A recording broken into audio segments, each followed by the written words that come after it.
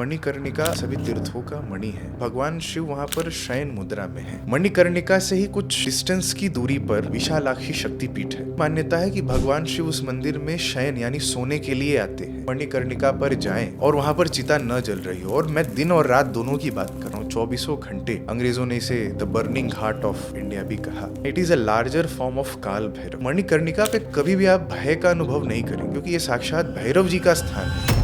जितने कदम आप काशी की गलियों में पैदल चलते हैं, हर कदम पर आपको अश्वमेध यज्ञ जितना पुण्य प्राप्त होता है। मणिकर्णिका पर एक चक्र पुष्करणी तीर्थ है। 12 बजे के आसपास 33 कोटि देवी देवता आकर के इसी चक्र पुष्करणी तीर्थ में स्नान करते हैं। काशी में अलग अलग जगहों पर शिवलिंग है। यदि उन शिवलिंग को एक डॉट के साथ आप जोड़ें, वो साक्षात शिव जी के आकार में बनते हैं। किनाराम ने मणिकर्णिका के स्थान पर अग्नि धूनी एक प्रज्वलित करी, जो आज तक 300-400 सालों से वहां पर निरंतर जल रही है। एक लाश गंगा जी से बहते हुए जा रही थी। किसी ने उनको ऐसे चुनौतीपूर्ण रूप से कहा कि ये लाश जा रही है, यदि आप वाकई में परम सिद्ध हैं, इसको आप जीवित करके दिखाइए। कीनाराम भगवान ने उस लाश को सबके समक्ष में हाथ रखा, हाथ ऐसे फेरा, जा उठ गया, वो उठ गया। डॉक्टर हर्ष पांडे काशी के रिव्यर्ड टेम्पल्स के महंत और काशी अर्चन फाउंडेशन के सीईओ हैं, जिन्होंने काशी की हेरिटेज को प्रिजर्व और प्रमोट करने के मिशन में अपने आप को पूरी तरह से डेडिकेट कर दिया है। उनके लीडरशिप में काशी अर्चन फाउंडेशन काशी का संदेश पूरे विश्व तक पहुंच रही है, और साथ ही उन्होंने विश्व के पहले भैरव गुरुकुल को बनाने का संकल्प किया है, जो काल भैरव को समर्पित रहेगा। लाश के आसपास में मणिकर्णिका की पूरी साधना चलती है। जितने अघोरी हैं, वो लाशों के आसपास, क्योंकि पुण्यात्माओं के पास में बैठ करके जो पुण्य जो उन्होंने अर्जित किए हैं, उस ऊर्जा से जुड़ करके वो अपनी सदगति, अपनी मुक्ति और अपने एक स्टेज ऑफ एक्सटेसी ब्लिस में जाने का निरंतर प्रयास करते रहते। शव के ऊपर बैठ करके साधना करते। वो पुण्यात्मा को भी मोक्ष प्रद निश्चित हो जाता है। कई लोग तो निमंत्रण करते हैं अघोरियों को। कपाल क्रिया क्या है? जो अघोरी हैं, जो मणिकर्णिका में रह करके अघोर की साधना करते हैं, तो उनके साथ में एक, जब हम भस्म या तिलक यहाँ लगाते हैं, तो हम हमेशा भैरव महाकाल का अभिषेक कर रहे हैं। मणिकर्णिका घाट को काशी का पंच तीर्थ माना जाता है, क्या कारण है? विश्वनाथ जी जाने से पहले गेट नंबर 1 पर ढूंढी यानी ढूंढी राज गणपति का दर्शन हम करते हैं, जो काशी के क्राउन प्रिंस भी माने जाते हैं। कौन लोग मणिकर्णिका घाट या दूसरा हरिश्चंद्र है, आई थिंक ये 80 घाटों में से यही 2 घाट हैं जहाँ पर डेड बॉडीज क्रिमेट होती है। पहले पूरा काशी ही महाशमशान था। इसी 2 में क्यों बॉडीज बर्न करी जाती हैं आजकल? आप ओमकारेश्वर जाएंगी तो काशी त्रिशूल पर है। त्रिशूल के 3 खंड हैं। तो जो तीसरा खंड है, जो ओमकारेश्वर खंड है, ये 5 शिवलिंगों को मिलकर के बना था। इसी ओमकारेश्वर शिवलिंग के समक्ष में भगवान ब्रह्मा को ओमकार स्वरूप का दर्शन हुआ। कुछ जगह है जहाँ सीक्रेटली बॉडीज बर्न होती हैं आज भी, वो शमशान की तरह घोषित नहीं है। सीक्रेटली क्यों? मणिकर्णिका घाट में कौन लोग जा सकते हैं और कौन लोग नहीं जा सकते? वहाँ पर मशान नाथ महादेव एक हैं, उनके पास में भस्म की होली, राग भस्म की होली जो अघोरी खेलते हैं। मणिकर्णिका घाट हो गया, हरिश्चंद्र घाट हो गया, जो जाना चाहता है उसको अप्रोच क्या करे? यदि हमने कुछ धागा वगैरह पहना है तो उसको बाहर कर ले, थोड़ा प्रोट्रूड कर ले। रुद्राक्ष अगर हमने यदि पहना हुआ है तो रुद्राक्ष हम अपना बाहर निकाल ले। काशी में एक स्थान है, वो है पिशाच मोचन कुंड। आप देखेंगे बहुत सारे जो मृतक लोग हैं, उनके फोटोज के आगे कील से उनको ठोका जाता है। वहाँ पर एक पेड़ है जहाँ पर माना जाता है कि भगवान गणपति ने प्रेत ज्ञानेंद्री को वहाँ पर प्रतिष्ठित किया है, इस पद्धति से कि उनको या उन प्रेत को हमने वहाँ पर बैठा दिया। काशी में कोई भूखा उठ तो सकता है, पर कभी भी भूखा सोएगा नहीं। प्रलय के समय में भी काशी का विनाश नहीं होगा, ये आशीर्वाद भी शिव जी ने दिया है।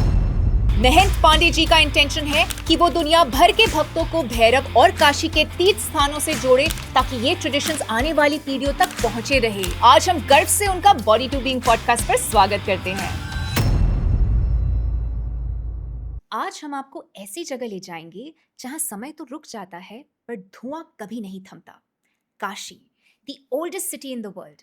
रिसर्चर्स के मुताबिक ये सिटी 75,000 ईयर्स पुरानी है, और इस सिटी का सबसे रहस्यमयी हिस्सा है मणिकर्णिका घाट।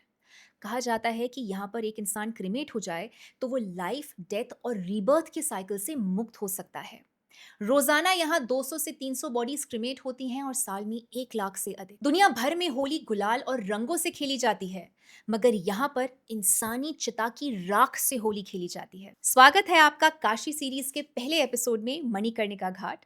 प्लीज़ इस पॉडकास्ट को पूरा देखिए, ज़्यादा से ज़्यादा लोगों तक शेयर करिए और अगर तो आप इस पॉडकास्ट का एक बेहतरीन ऑडियो एक्सपीरियंस चाहते हैं, तो स्पॉटिफ़ाई पे बॉडी टू बीइंग टाइप करें।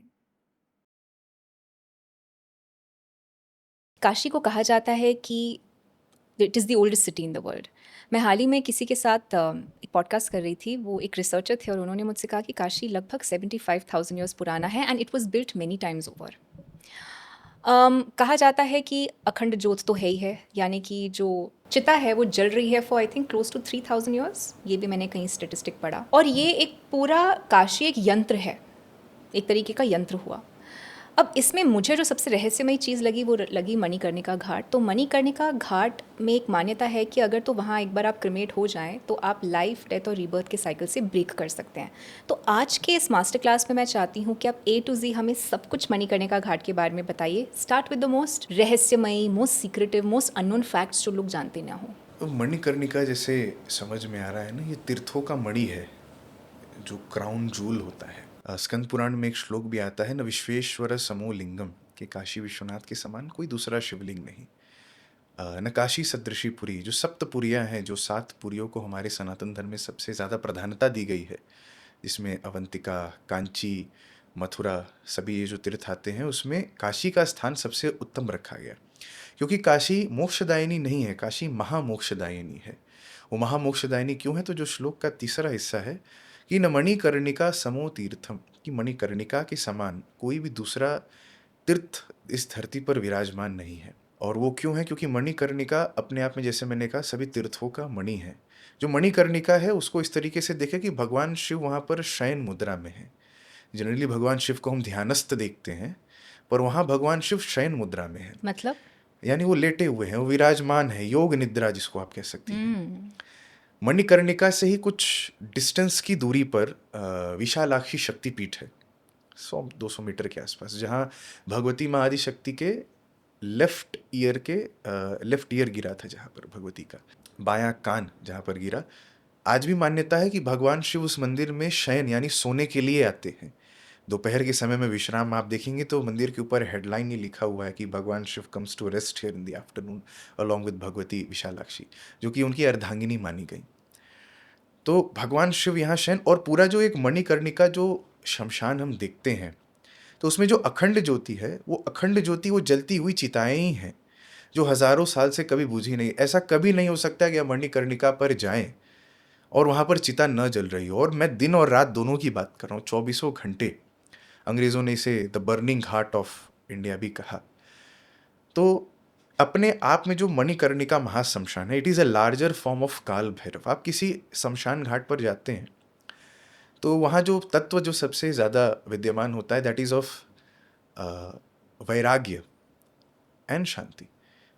भय भी लगता है शमशान घाट में जाने से, इसीलिए स्त्रियों को विशेषता मना किया जाता है, बच्चों को मना किया जाता है, क्योंकि इनको माना जाता है generally they are more energy sensitive, ये एनर्जीज को कैच जल्दी करते हैं, इसके हिसाब से इनको मना करते हैं। परंतु आप मणिकर्णिका पे यदि आप जाएंगे तो मणिकर्णिका पे कभी भी आप भय का अनुभव नहीं करेंगे। मणिकर्णिका पे सदैव आप अभय, क्योंकि ये साक्षात भैरव जी का स्थान है।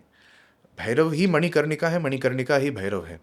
तो भैरव जहाँ पर विराजमान हो, तो जैसे उनका अर्थ ही है कि भैरव जहाँ पर होंगे वहाँ भय नहीं लगेगा कभी भी। भैरव का अर्थ ही भय रहित, जो क्षेत्र पूरा हो वो भैरव हो जाता है। ये शरीर भी यदि भय रहित हो तो ये भी भैरव है अपने आप में। तो मणिकर्णिका पे काल भैरव जी का साक्षात वरद हस्त है कि कभी भी किसी को वहाँ पर भय नहीं लगेगा। और साक्षात जो मणिकर्णिका है एक तरीके से भैरव जी के शरीर के स्वरूप में है। तो वहाँ बैठने मात्र से ज्ञान, वैराग्य, और वहाँ यदि व्यक्ति ने अंत्येष्टि अपनी करी तो मोक्ष, ये शिव जी ने साक्षात इस चीज़ का वरदान दिया है। अच्छा, जी ये बात सत्य है कि अगर तो मेरा क्रिमेशन वहाँ हो जाए तो मैं लाइफ, डेथ और रीबर्थ के साइकिल को ब्रेक कर दूँ? जी जी, ये भगवान शिव ने हमें ये आशीर्वाद और ये प्रॉमिस किया है। लेकिन मैं अपनी लाइफ कंपल्सिवली या पापों के साथ जी सकती हूँ। जी फिर मैं जाके वहाँ पर बोलूँ कि अब मुझे अपने शरीर मणिकर्णिका घाट में छोड़ने हैं, तो क्या मुझे फिर भी मुक्ति मिल जाएगी? नहीं, इसके लिए भी भगवान ने एक विधान बनाया है, जिसके लिए हम कहते हैं भैरवी यातना। भैरवी यातना तो पहले जब काशी की नगरी बनी, वहाँ पर मणिकर्णिका जैसे तीर्थ थे, गंगा जी वहाँ पर पतित पावन, उत्तरवाहिनी गंगा बहुत कम दिखती है, वो उत्तर की तरफ बह रही है। तो ये काशी में आने के लिए देवी उत्तरवाहिनी हो जाती है। भगवान शिव ने अपनी जंघों में धारण करके देवी की दिशा बदल दी, काशी में ऐसा हम मानते हैं। वैसे north to south Ganga flow करती है जी हाँ, व्यूअर्स के लिए, यहाँ जी साउथ से ऊपर जा रही है ना। जी जी जी। तो ये काशी के लिए केवल भगवान शिव, और वहाँ पर काशी में आप देखेंगे तो गंगा का स्वरूप बहुत सौम्य है। तो भगवान चाहते थे कि विकराल रूप में भगवती गंगा, जैसे हम पहाड़ी क्षेत्रों में देखते हैं उत्तराखंड और उधर की साइड में हिमाचल की तरफ, तो वैसा देवी का स्वरूप यहाँ पर नहीं हमें मिलता है। बहुत ही सौम्य, काम, हमेशा देखने से ही गंगा को मन में स्थिरता है, ऐसा आप हमेशा देखेंगी। तो क्योंकि यहाँ पर भैरव, शिव, सभी तीर्थ, क्योंकि शिव जी ने अपने लिए काशी को चयनित किया कि मैं काशी में रहूँगा। शिव जी के आने से जितने भी सनातन धर्म में हमारे 33 कोटि देवी देवता हैं, जिसमें सूर्य, गणपति, विष्णु, भगवती, भगवती के भी नाना स्वरूप, सभी, मतलब आप कह नहीं सकते। काशी में बहुत सारी परिक्रमा यात्राएं इसीलिए होती हैं क्योंकि इतने सारे यहाँ देवी देवता हैं, एक तरीके से उनको कवर कर पाना ही असंभव है। शिव जी ने स्वयं कह दिया है कि एक जन्म में कोई भी व्यक्ति काशी के सभी शिवलिंगों का दर्शन नहीं कर सकता है। अच्छा, तो हर कोई काशी आना चाहता है इसके लिए कि यहाँ आने मात्र से जहाँ मोक्ष मिल जाए, दर्शन करने मात्र से जहाँ मुक्ति मिल जाए, पैर रख देने मात्र से जन्म जन्मांतर के पाप जहाँ कट जाएं, पैर रखने से। पैर रखने मात्र से। तो ऐसे तो बहुत सारे लोग पैर रखते हैं काशी जी, में, उन तो सबका मोक्ष है। बिल्कुल। ये अभी मैं आऊँगा इसके सेकेंड हाफ पर भी। पर हाँ, ये स्कंद पुराण में निश्चित रूप से वर्णित है कि आप जितने कदम, काशी गलियाँ के लिए बहुत प्रचलित है ना, तो काशी में जितनी गलियाँ हैं, उन गलियों में जितने भी आप भावपूर्ण शिव जी को भाव में ध्यान करते हुए जितने कदम आप काशी की गलियों में पैदल चलते हैं, पैदल, हर कदम पर आपको अश्वमेध यज्ञ जितना पुण्य प्राप्त होता है। तो ऐसा जब भी हुआ, ये सब भगवान ने काशी को वरदान दिया। उनके स्थान में रहने मात्र से काशी का जो स्वरूप बना, हर कोई अपना जीवन का जो अंतिम समय वो काशी में बिताना चाहता था। इरिस्पेक्टिव उन्होंने जीवन भर क्या कुकर्म या सत्कर्म किए, वो अपना अंतिम समय, और ये आज भी है। आप देखेंगे काशी में बहुत सारे मुमुक्षु भवन बने हुए हैं, मोक्ष की कामना से जहाँ पर लोग रह रहे हैं उस भवन में, और वो ज़्यादातर उसमें एल्डरली और कई सारे डिस्कार्डेड भी होते हैं जिन्होंने, मतलब बच्चों ने घर से निकाल दिया, वैसे भी काफ़ी सारे लोग होते हैं और बहुत सारे लोग स्वेच्छा से भी आते हैं। भगवान को जब ये समझ में आया या ये प्रतीत हुआ कि इस वरदान का एक तरीके से दुष्प्रयोग हो रहा है, दुरुपयोग हो रहा है, तो भगवान ने एक कंसेप्ट क्रिएट किया भैरव जी के दंडाधिकारी बनाते हुए, जिसको हम आज भैरवी यातना के रूप में जानते हैं। यानी कि आपने जीवन भर में क्या सत्कर्म किए, क्या कुकर्म किए, काशी में आप कब तक रहे, नहीं रहे, लेकिन जब आपके सामने आपका अंतिम श्वास आप ले रहे होंगे, अंतिम सांस आपकी चल रही होगी, ठीक उसके पहले इसी भौतिक शरीर पर आपको दोनों सुख और पीड़ा का सामना करना पड़ेगा इन प्रपोर्शन टू जो भी आपने पाप या पुण्य किए हैं, वो इस शरीर पर भोग करके ही आप अपना अंतिम श्वास लेंगे, जिसको हम भैरवी यातना के रूप में जानते हैं। तो भगवान सबके साथ होगा भैरवी यातना? सबके साथ में। प्रपोर्शन वेरी करेगा? प्रपोर्शन वेरी करेगा आपके पाप और पुण्य को ध्यान में रखते हुए। जो भी आपने सत्कर्म अपने जीवन में किए, अगर आप काशी आए नहीं आए वो भी फिर फैक्ट नहीं रह जाता है, और इसकी जो जिम्मेदारी है वो साक्षात काल भैरव जी के हाथ में। इसीलिए आप देखेंगे तो काल भैरव जी ने अपने हाथ में दंड धारण किया है।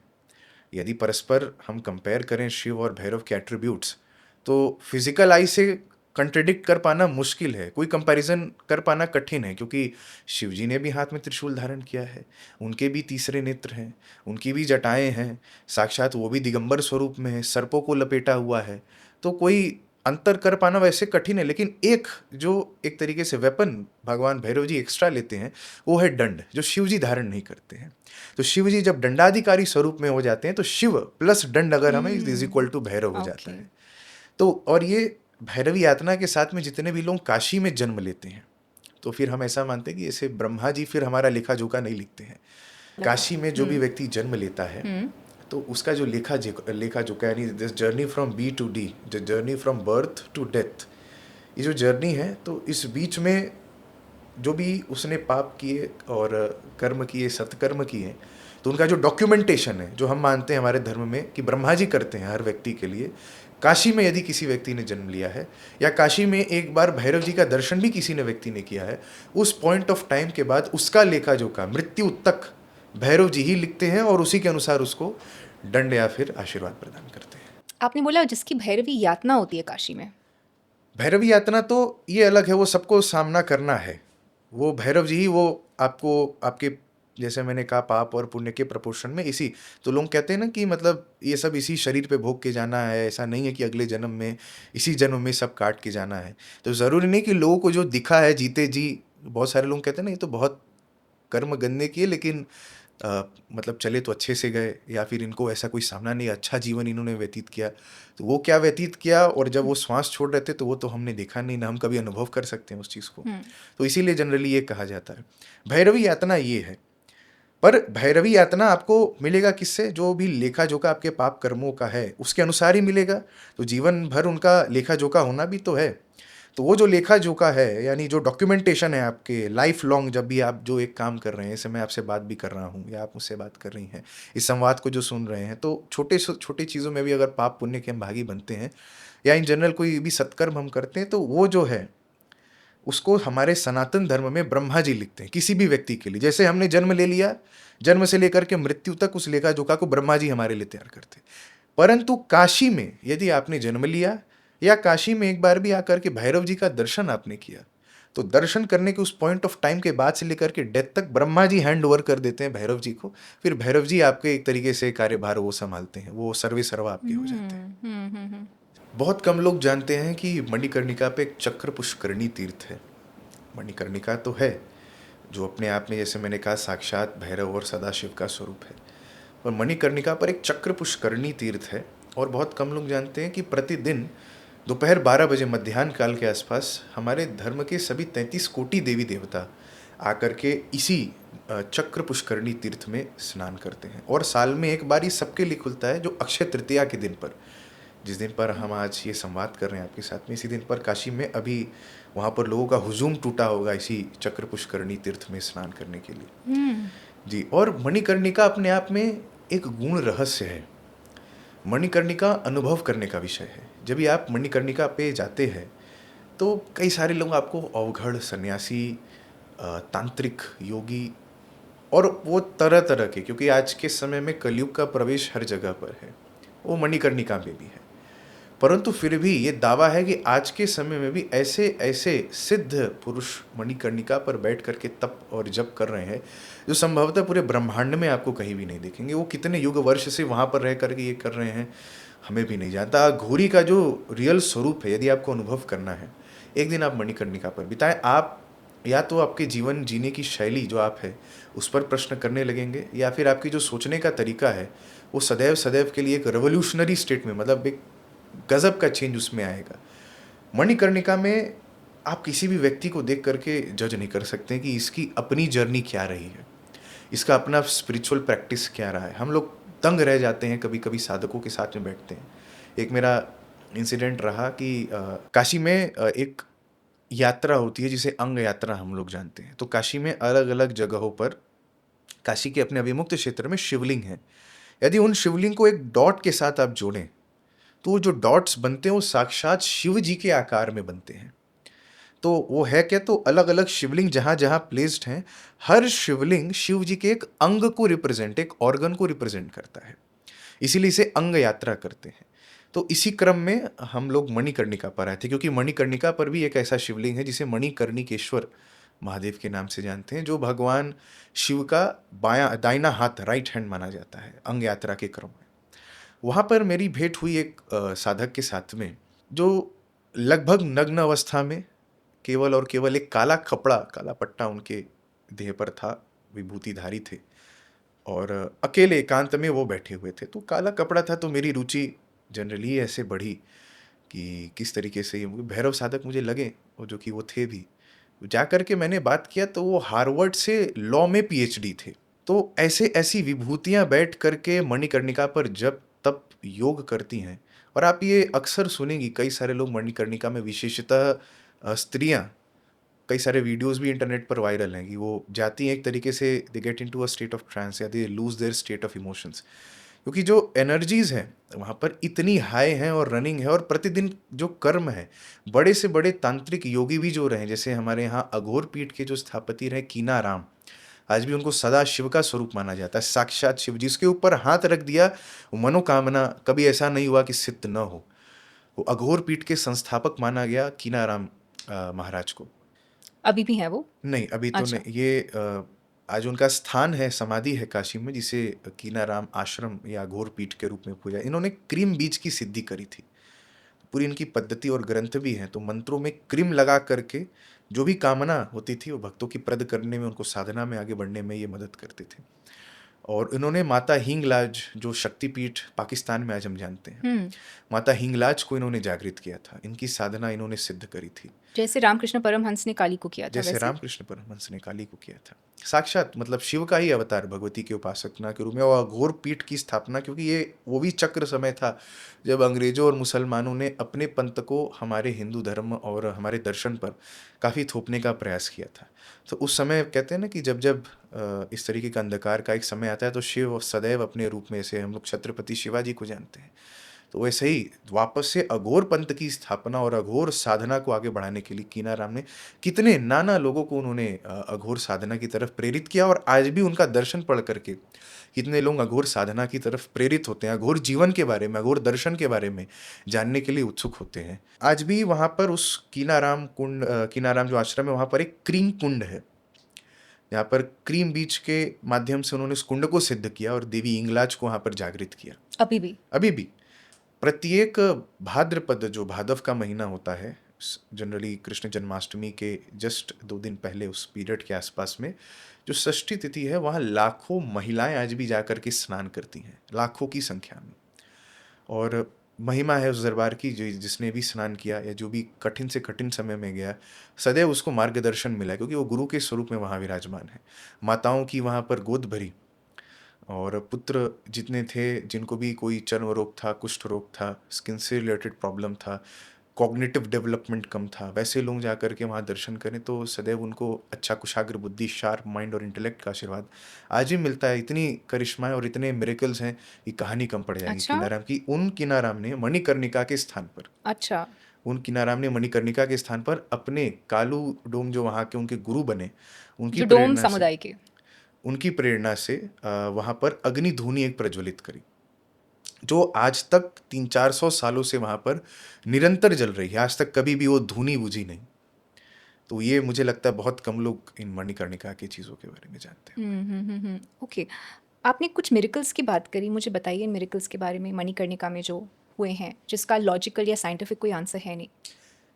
एक तो आर्किटेक्चरल मिरेकल है मणिकर्णिका पर। आप वहाँ पर देखेंगे तो रत्नेश्वर महादेव का वहाँ पर एक जो मंदिर लीनिंग मिलता है। टावर ऑफ पीसा है हमारा, नहीं? उससे भी एक अच्छा। Leaning tower of pizza pro, अगर हम लोग कहें, ओह, क्योंकि जो जिस एंगल पर लीनिंग टावर ऑफ पिज़ा है, उससे भी बड़े एंगल पर। लीनिंग टावर ऑफ पिज़ा को तो आर्किटेक्ट्स ने प्लान करके बनाया है ना, लेकिन ये सदियों सदियों से यहाँ पर जो महादेव का मंदिर है वो वैसे ही, और गीली मिट्टी पर, क्योंकि हमेशा वो इनंडेटेड रहता है, गंगा जी वहाँ से आती जाती रहती है, तो मंदिर ही आधा समय वो डूबा रहता है, वैसे मिट्टी पर भी वो उस एंगल पर टिल्टेड है। तो एक तो ये मिरेकल मुझे लगता है बहुत ही, मतलब पूरे भारतवर्ष, क्या मुझे लगता है पूरे विश्व भर में ऐसा आर्किटेक्चरल मिरेकल बहुत ही कम होगा। साइंटिफिकली एक्सप्लेन ही नहीं किया गया कि ऐसा क्यों है। काफ़ी लोगों ने प्रयास किया है इसके पीछे कि क्या कारण रहा होगा, पर अभी तक कोई ठोस पेपर आप इस पर आप देख नहीं पाएंगे कि एग्जैक्टली क्या उस समय प्रयोग किया गया, बेस में क्या यूज़ किया गया, कि आज भी हम उस स्ट्रक्चर को वैसे ही इंटैक्ट देखते हैं, एक भी इंच या डिग्री इधर उधर नहीं, वैसे का वैसा। एक चमत्कार कह सकते हैं। और ये अघोर सम्राट कीनाराम को छोड़ करके संभवतः कोई कह नहीं सकता या कोई कर नहीं सकता, जिसके साक्षी सभी काशीवासी बने थे। उन्होंने प्रत्यक्ष देखा कि एक लाश गंगा जी से बहते हुए जा रही थी, तो और वो अपने में मतलब मस्त रहते थे कीनाराम भगवान। तो किसी ने उनको ऐसे चुनौतीपूर्ण रूप से कहा कि ये लाश जा रही है, यदि आप वाकई में परम सिद्ध हैं तो इसको आप जीवित करके दिखाइए। तो कीनाराम भगवान ने उस लाश को सबके समक्ष में हाथ रखा, हाथ ऐसे फेरा, उठ गया, वो उठ गया। ऐसा प्रत्यक्ष मिरेकल, मतलब सोच से परे, व्यक्ति सोच भी नहीं सकता है कि आज के समय में ऐसी घटना हो सकती है। वैसे भी योगी तपस्वी हमारे काशी में रह करके से कीनाराम भगवान ने, उन्होंने सनातन और अघोर पंथ की स्थापना और जागृति की।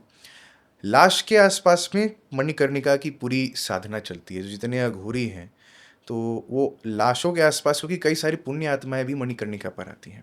अच्छा। और कई सारे पाप कृत आत्माएं भी काशी में आती हैं। भाई उसमें अब क्रिमिनल भी तो आ रहा है, क्रिमिनल भी क्रिमेट हो रहा है, संत महात्मा भी वही क्रिमेट हो रहे हैं। विशेषतः अघोरी कुछ ऐसे होते हैं कि जिनको अपना तपोबल बढ़ाना होता है, तो पुण्यात्माओं के पास में बैठ करके जो पुण्य जो उन्होंने अर्जित किए हैं, उस ऊर्जा से जुड़ करके वो अपनी सद्गति, अपनी मुक्ति और अपने एक स्टेज ऑफ एक्सटेसी ब्लिस में जाने का निरंतर प्रयास करते रहते हैं कि कब वैसा एक पोर्टल उनके लिए खुल जाए और उनके माध्यम से वो अपनी जर्नी में आगे बढ़ जाए। तो कई सारे विजुअल्स दिखेंगे अघोरियों का मणिकर्णिका पर, आप ये किसी विश्व में शमशान पर नहीं देख सकती। शव के ऊपर बैठ करके साधना करते हैं वहाँ पर मणिकर्णिका के घाट पर भी, और उसमें परिप्रेक्ष्य जैसे मैंने कहा यही होता है। और इसमें जो अघोर पंथ के हैं वो ये मानते हैं कि अगर व्यक्ति उस केस में, जो भी व्यक्ति है जो पुण्य आत्मा है, यदि उनसे पुण्य ले रहे हैं या ऊर्जा ले रहे हैं, वो पुण्य आत्मा को भी मोक्ष प्रद निश्चित हो जाता है यदि अघोरी बैठ करके उसके ऊपर साधना या उसके आसपास सन्निधि में साधना करते हैं। तो कई लोग तो निमंत्रण करते हैं अघोरियों को कि उनका क्रिमेशन हो उसके पहले। कई सारे जो पापकृत आत्माएं होती हैं, क्रिमिनल्स इत्यादि, बहुत सारे जो क्रिमेट होते हैं, तो वहाँ के केस में भी वो अघोरियों को निमंत्रित, यदि वो स्वीकार करे तो, कि मतलब इन्होंने तो जीवन में रहते हुए कोई अच्छा काम किया नहीं, तो भी मरणोपरांत इनके पास में यदि आप आशीर्वाद कर दे, आप इनके शव पर हाथ रख दें, यहाँ आप इनके सन्निधि में या इनके ऊपर बैठकर साधना करें, तो संभवतः ये भी मुक्ति को प्राप्त हो जाएंगे, ये भी एक ऊंचे लोक को प्राप्त करेंगे। इस कामना से कई सारे अघोरी आप हमेशा देखेंगे तो उनकी सभी साधनाएं वो शव के आसपास में भटकती हैं, सबके आसपास में होती रहती हैं। ये अघोरी साधना जो मणिकर्णिका घाट में होते हैं इसके बारे में थोड़ा बताएंगे, क्योंकि मैंने 3 साधनाओं के बारे में पढ़ा, अघोरी साधना, तंत्र विद्या और शक्ति उपासना, और कपाल क्रिया भी शायद से कोई क्रिया है। ये चारों अलग नहीं, एक तरीके से एक में इंटरलिंक्ड ही हैं। जो अघोर है वो भगवान सदाशिव का दक्षिण देखता हुआ मुख है। जब देवी शिवजी के दक्षिण हिस्से में बैठ करके तंत्र को सुनती हैं तो वो अघोर क्रिया हो जाती है। अघोरी साक्षात शिव ही हैं। उनका जो सबसे विशेष मंत्रों में भी सबसे विशेष मंत्र जो है, जो भय को मुक्त करने वाला और शिव की भक्ति प्रदान करने वाला, वो भी अघोर मंत्र ही कहा गया। महाकाल मंदिर में जो भस्म भी चढ़ती है, संभवतः उसमें अघोर मंत्र का ही प्रयोग जो मुझे वहाँ के साधकों ने बताया। और शिवजी को भी जनरली अगर हम भस्म चढ़ाते हैं, विभूति चढ़ाते हैं, सदैव अघोर मंत्र कह के ही हमें उनको अर्पित करना चाहिए। ज़रूरी नहीं कि हम अघोर साधना कर रहे हैं या नहीं। वो मंत्र अघोरेभ्यो तघोरेभ्यो घोर घोरतरेभ्यः सर्वेभ्यः सर्व सर्वेभ्यो नमस्ते अस्तु रुद्र रूपेभ्यः। तो साक्षात जो रुद्र के अवतार में है वो ही अघोरी है, वही शिव है, और उनकी स्वरूप में रह करके जो साधना है। इनके पंथ में ऐसा माना जाता है कि हम शिव को किस किस स्टेट में याद कर सकते हैं, मतलब वो अच्छे से अच्छे में भी शिव है, बुरे से बुरे में भी शिव है। स्वर्ण का कोई पात्र है, अगर सोने का कोई यूटेंसिल है, वेजल है, उसमें भोजन मिल रहा है तो उसमें भी शिव है। और ज़मीन में जो खाना गिर गया है उसमें भी शिव है। अगर जो ह्यूमन बॉडी है वो उसका जो फ्लैश है उसमें भी शिव है, जो चावल है उसमें भी शिव है। तो ये जो ड्युअलिटी का जो भेद हमारे मन में एग्जिस्ट करता है, ये भेद खत्म हो जाए इसके निमित्त, और हर स्टेट में जब वो भेद समाप्त भी हो रहा है या वो भेद हमारे मन में है भी, हर स्टेट में रह करके हम शिव की ध्यान और योग को कर पाएं। बेसिकली यही समरी है अघोर साधना का, कि हम अच्छे से अच्छे, बुरे से बुरे, अच्छे बुरे का जो फर्क है ये कैसे हम समाप्त करें, कि हम सब में शिव खोजते हैं। इसीलिए आप काशी में जब इन अघोरियों से आप मिलेंगे तो आपको अच्छा बुरा हमेशा शिव महादेव यही कह के बोध करेंगे। उनमें सबको मेन यही कि शिव तत्व से कैसे जुड़ें, और शिव तत्व तो सर्वस्व है, सर्वत्र है, सब में विराजमान है। उस शिव तत्व को हम अपने जीवन में कैसे उतारें और अच्छे बुरे का भेद खत्म कर दें। शिव जी अपने एकांत को सजाते हैं। शिव जी का कोई श्रृंगार अगर देखे तो वो भस्मधारी और क्या कहते हैं दिगंबर स्वरूप में पूरे आसमान को उन्होंने वस्त्र बना करके धारण किया हुआ है, तो शिव जी का स्वरूप है। परंतु जो अघोरी जो बैठ करके वहाँ ध्यान करता है वो अपने एकांत को, जैसे शिव जी एकांत में बैठे रहते हैं, वो अपने एकांत को सजाना चाहता है, एकांत को संवारना चाहता है। तो अघोर साधना उस एकांत को सजाने का माध्यम है, जो आपको उस रास्ते से लेकर के जाता है जिस रास्ते पर आपको अच्छे और बुरे का भेद रह नहीं जाता, वो समाप्त हो जाता है। तो इसलिए वो लोग कहा जाता है ह्यूमन फ्लैश को खाते हैं। जी हाँ, खाते हैं मणिकर्णिका बिल्कुल में? खाते हैं, कच्चा फ्लैश खाते हैं? कच्चा फ्लैश खाते हैं। डाइजेस्ट कैसे कर लेते हैं? यही तो रहस्य है मणिकर्णिका। बिकॉज हम कहते हैं जैसे जी। योग में कि रॉ मीट को करीबन 72 आवर्स लगते हैं डाइजेस्ट होने में, तो जी। ह्यूमन फ्लैश है तो कार्मिक स्ट्रक्चर बहुत सॉलिड रहता है हमारा, मतलब एक साइंटिफिक चीज़ मेरे दिमाग में आई। जी तपस्या होगी शायद से, इतनी समत प्राणा जी जनरेट जी, होती होगी, नहीं? इसीलिए तो महा और परम योगी है ना, और सबके बस की बात नहीं है। और अघोर पंथ कितने जन्मों की आपकी साधना और तपस्या हो, तब जाकर के इस मार्ग में आते हैं। आप अच्छा। सोचिए, जिस शिव जिस स्वरूप में स्वयं है विद्यमान, उस स्वरूप से, उस स्टेट से आप आना चाह रहे हैं, मिलना चाह रहे हैं। तो अघोरियों का जो साधने का पंथ है वो यही, शिव को साधना और उस स्टेट में साधना, जिसमें हम भगवान को देखते हैं ध्यानस्थ, जिसमें हम देखते हैं एकांत में। उस स्टेट में पार्वती के साथ भी भगवान नहीं, वो एकांत में बैठे हुए हैं। उसी एकांत को संवारने का प्रयत्न करते हैं, और उस चीज़ को करने के लिए, जैसे मैंने कहा, फिर ह्यूमन फ्लैश, ह्यूमन मीट अच्छा है नहीं है, और एनिमल का भी फ्लैश खाते हैं, लेकिन वो फिर उनके लिए कोई भेद नहीं रह जाता है। कपाल क्रिया क्या है? एक पंथ है भैरव साधना में, और भैरव में जो अष्ट भैरव हैं, जो काशी में 8 डायरेक्शंस से जिनको गवर्न और गार्ड करते हैं, उसमें जो 8वें भैरव हैं, 8वें भैरव हैं बेसिकली वो कपाल भैरव हैं। उनका नाम है कपाल भैरव, जो 8th अमंग द अष्ट भैरव से। तो कपाल भैरव या इन जनरली जो भैरव साधक होते हैं, वो हाथ में अपने खप्पर लेकर के चलते हैं, स्कल लेकर के चलते हैं। कपाल ही, जिसको भगवान काल भैरव जी के कनिष्ठ की उंगली से ब्रह्मा जी का कपाल चिपका, उनको ब्रह्महत्या का दोष लगा, तो वो जब विचरण करते हुए वैकुंठ धाम में गए, तो वहाँ शिव जी ने उनको आज्ञा की कि आप काशी में आइए। जैसे ही उन्होंने काशी में पैर रखा, तो जिस स्थान पर उनका कपाल छूटा, वो स्थान हुआ कपाल मोचन तीर्थ। कपाल मोचन तीर्थ। और जो मंदिर जहाँ आज पूजा जाता है, वो हुआ कपाल भैरव, जो अष्ट भैरव, जो ये डायरेक्शन से काशी को गार्ड कर रहे हैं, उनमें से एक भैरव है। आप देखेंगे क्रिमेशन जब व्यक्ति का पूरा हो जाता है, तो लास्ट में उसका पूरा शरीर तो जल जाता है, कुछ बचता है तो वो उसका स्कल है, वो खोपड़ी नहीं जलती है। तो जो डोम है वहाँ पर, वो अंत में उस स्कल के ऊपर बांस से प्रहार करते हैं, उसको तोड़ने के लिए बांस का प्रहार उस मस्तक पर करते हैं। तो एक तो इसको कपाल क्रिया कहा जाता है। दूसरा, जो अघोरी हैं, जो मणिकर्णिका में रह करके अघोर की साधना करते हैं, तो उनके साथ में एक खप्पर होता है हमेशा।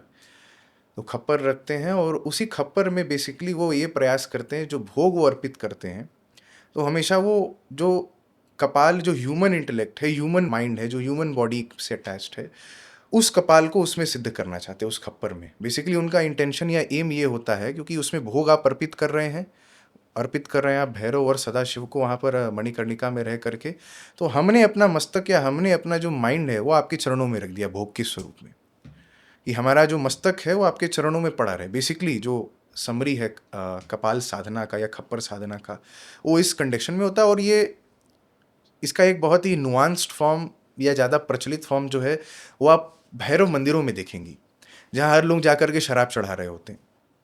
तो बेसिकली वो शराब कहा जाता है, तो भैरव मंदिर में जो खप्पर रखा होता है, भैरव मंदिर में वही शराब अर्पित की जाती है। सही फॉर्म तो उसका ये होना चाहिए, जब भी हम कॉन्शियसली अनकॉन्शियसली जाने जाने में कर रहे हैं, कि हमने जो अर्पित करी वो शराब वहाँ पर, तो हमारे अंदर की जो नकारात्मकता है, जो मत्स्य है, माद्य है, क्रोध है, लोभ है, जो भी नाना प्रकार की हमारी दिक्कतें हैं, या दुख भी है, या फिर हमारे अंदर जो बुरी आदतें भी प्रवेश कर गई हैं, अल्कोहल एडिक्शन हो सकता है, किसी भी तरह का ड्रग एडिक्शन हो सकता है, तो वो हम सब छोड़ने के लिए, और नकारात्मकता, अपनी नेगेटिविटी बाबा भैरव के चरणों में छोड़ने के निमित्त हम जा करके जो शराब है उनके खप्पर में अर्पित करते हैं। तो भैरव जी जैसे हाथ में उन्होंने ब्रह्मा का जो कपाल धारण किया है, तो बेसिकली वो हम सबका ही कपाल है, एक तरीके से उसको ही रिप्रेजेंट कर रहा है। तो भैरव आपके माथे का जो ये एलिमेंट है ना, इसको गवर्न करते हैं। हम हमेशा भस्म भी यहीं लगाते हैं, तो जब जब हम भस्म या तिलक यहाँ लगाते हैं, तो हम हमेशा भैरव महाकाल का अभिषेक कर रहे हैं, जब जब हम तिलक लगा रहे हैं, क्योंकि वो साक्षात समय के स्वरूप है। हम काशी में कोई पूजा पाठ यज्ञ करते हैं, तो कभी हम पंचांग खोल के नहीं देखते हैं कि आज अच्छा समय है करने के लिए या नहीं है, क्योंकि हम ये मानते हैं कि साक्षात महाकाल भैरव ही काशी में विराजमान, और वो ड्युअलिटी नहीं होनी चाहिए, नहीं जी। तो काल भैरव, समय के देवता, समय के ऊपर जिन्होंने अधिपत्य किया, वो ही जब काशी में विराजमान है, तो सारा समय अपने आप शुभ हो जाता है। ऐसा मान करके हमेशा हम उनकी पूजा करते हैं। और इससे आप रिलेट भी कर सकती हैं, कभी आप लेट हो रही हैं, कोई स्ट्रेस है, तो आप अपने हाथों में फील नहीं करती, हमेशा आप अपने माइंड पर यहाँ ही फील करेंगी। आप कहीं जाने में आपको लेट हो रहा है, कोई स्ट्रेस हो रही है, एंग्जाइटी हो रही है, तो वो यहाँ पर बैठे हुए हैं। इसीलिए उनको भैरव, भय से जो आपको रहित कर दे, है ना। क्योंकि अक्सर और ज़्यादातर साधनाओं में, जैसे कपाल साधना या खप्पर साधना भी होती है, उनका तात्पर्य ये होता है कि हमारा जो अपने मन के अंदर बैठा हुआ जो डर है, वो किसी भी चीज़ को लेकर के हो सकता है। वो फाइनेंशियल, सोशल, लीगल, कुछ भी हो सकता है, कोई प्रॉब्लम हो सकती है। तो अक्सर क्या होता है, वो प्रॉब्लम उतनी बड़ी नहीं होती है, लेकिन उस प्रॉब्लम के बारे में सोच करके जो अपना डर है, वो हम प्रॉब्लम से भी बड़ा बना देते हैं। तो ये साधना उस डर को खत्म करने की एक प्रक्रिया है। ओके। यहाँ पर कुछ आपने मुझे बोला था पुण्य आत्माएं भी होती हैं, प्रेत आत्माएं भी होती हैं। जी प्रेत आत्माएं भी आती हैं मुक्ति पाने के लिए यहाँ पर? देखिए, काशी तो मोक्षदायिनी है। हम्म। काशी में जैसे मैंने कहा, भगवान शिव का वरद हस्त है कि मच्छर भी मरेगा तो परम गति को प्राप्त करेगा। वो हो नहीं सकता ना टेक्निकली स्पीकिंग। कहते हैं ना कि ह्यूमन जी बर्थ ही लिबरेट कर सकता है, जो 64 नहीं, लाख लिबरेट नहीं ह्यूमन। कर सकता तो भी आप अपने आने वाले योनि में तो आगे बढ़ सकते हैं ना। वो मच्छर नहीं बनेगा, आगे कुछ और बेहतर बनेगा। तो ये भगवान शिव का आशीर्वाद है इस धरती पर कि वो हर किसी को परम गति प्राप्त कराए। मैंने उसकी अपनी Highest. गति में जो हाईएस्ट पॉसिबल जो स्टेट है, वो मच्छर के लिए भी है, वो इंसान के लिए भी है। ये भगवान शिव का वरद हस्त है। पर कर्मों के आधार पर यदि व्यक्ति ने अपने कुकर्म ज़्यादा और सत्कर्म कम किए हैं, तो उन आधार पर कई बार ऐसा होता है, या विशेषतः ऐसे परिवार और केसेस में देखा जाता है, यदि अननेचुरल डेथ हुआ हो तो death by suicide, death by accident, death by drowning, या बहुत पेनफुल, मतलब एक लंबा प्रोलॉन्ग पीरियड वो व्यक्ति डेथ बेड पर ही पड़ा रहा, वेंटिलेटर पर लंबे समय तक थे, डेथ बेड पर थे, कोमा। प्राण ही नहीं छोड़ रहे हैं। पैरालिसिस। जी ऑब्वियसली इस तरह के जो केसेस और बहुत ही कष्टदायक मृत्यु जिनको होती है, कई बार क्या होता है इनके केसेस में, ये रेयर है लेकिन होता है, अंत्येष्टि के बाद भी इनको मुक्ति नहीं मिलती है। ये पितृयोनि में नहीं जाते। जैसे हमारे जो पूर्वज हैं जिनका हमने अंत्येष्टि कर दिया, सत्कर्म सब कर दिया, तो हम मानते हैं हमारे पितृ हो गए। पर ऐसी आत्माओं का ये प्रेत योनि में चले जाते हैं। ये प्रेत योनि में चले जाते हैं और वहीं पर कई बार हमें लक्षण मिलता है जिसको आज के समय में हम पितृदोष जानते हैं। फिर वो हमारे स्वप्न में माध्यम से आकर के हमें इंकित कराते हैं, हमारी जिम्मेदारियों को याद कराते हैं। यदि परिवार में लंबे समय से कोई पिंडदान, कोई सत्कर्म, अन्नदान का कर्म न हुआ हो, परिवार के 3 पीढ़ियों में किसी का भी अननेचुरल डेथ हुआ हो, क्योंकि पितृदोष ऐसा है वो हमेशा कुंडली में प्रत्यक्ष नहीं होता है, वो आप जीवन के कई सारे आधार और पहलू से भी निकाल करके आप समझ सकते हैं कि हाँ इनको पितृदोष है। अच्छा। जैसे कि यदि कुल की वृद्धि नहीं हो रही है, संतान प्राप्ति में कठिनाई हो रही है, कोई भी काम नहीं, बार बार काम अटकना, खाने में बाल बार बार मिलना, ये सब अच्छा। संकेत है पितृदोष का। तो यदि ये चीज़ बार बार हो रही है तो संभवतः, और आपके पिछले 3 पीढ़ियों में किसी की भी इस प्रकार से मृत्यु हुई, तो वो भी प्रेत योनि में गए। इन सभी के लिए काशी में एक स्थान है, वो है पिशाच मोचन कुंड।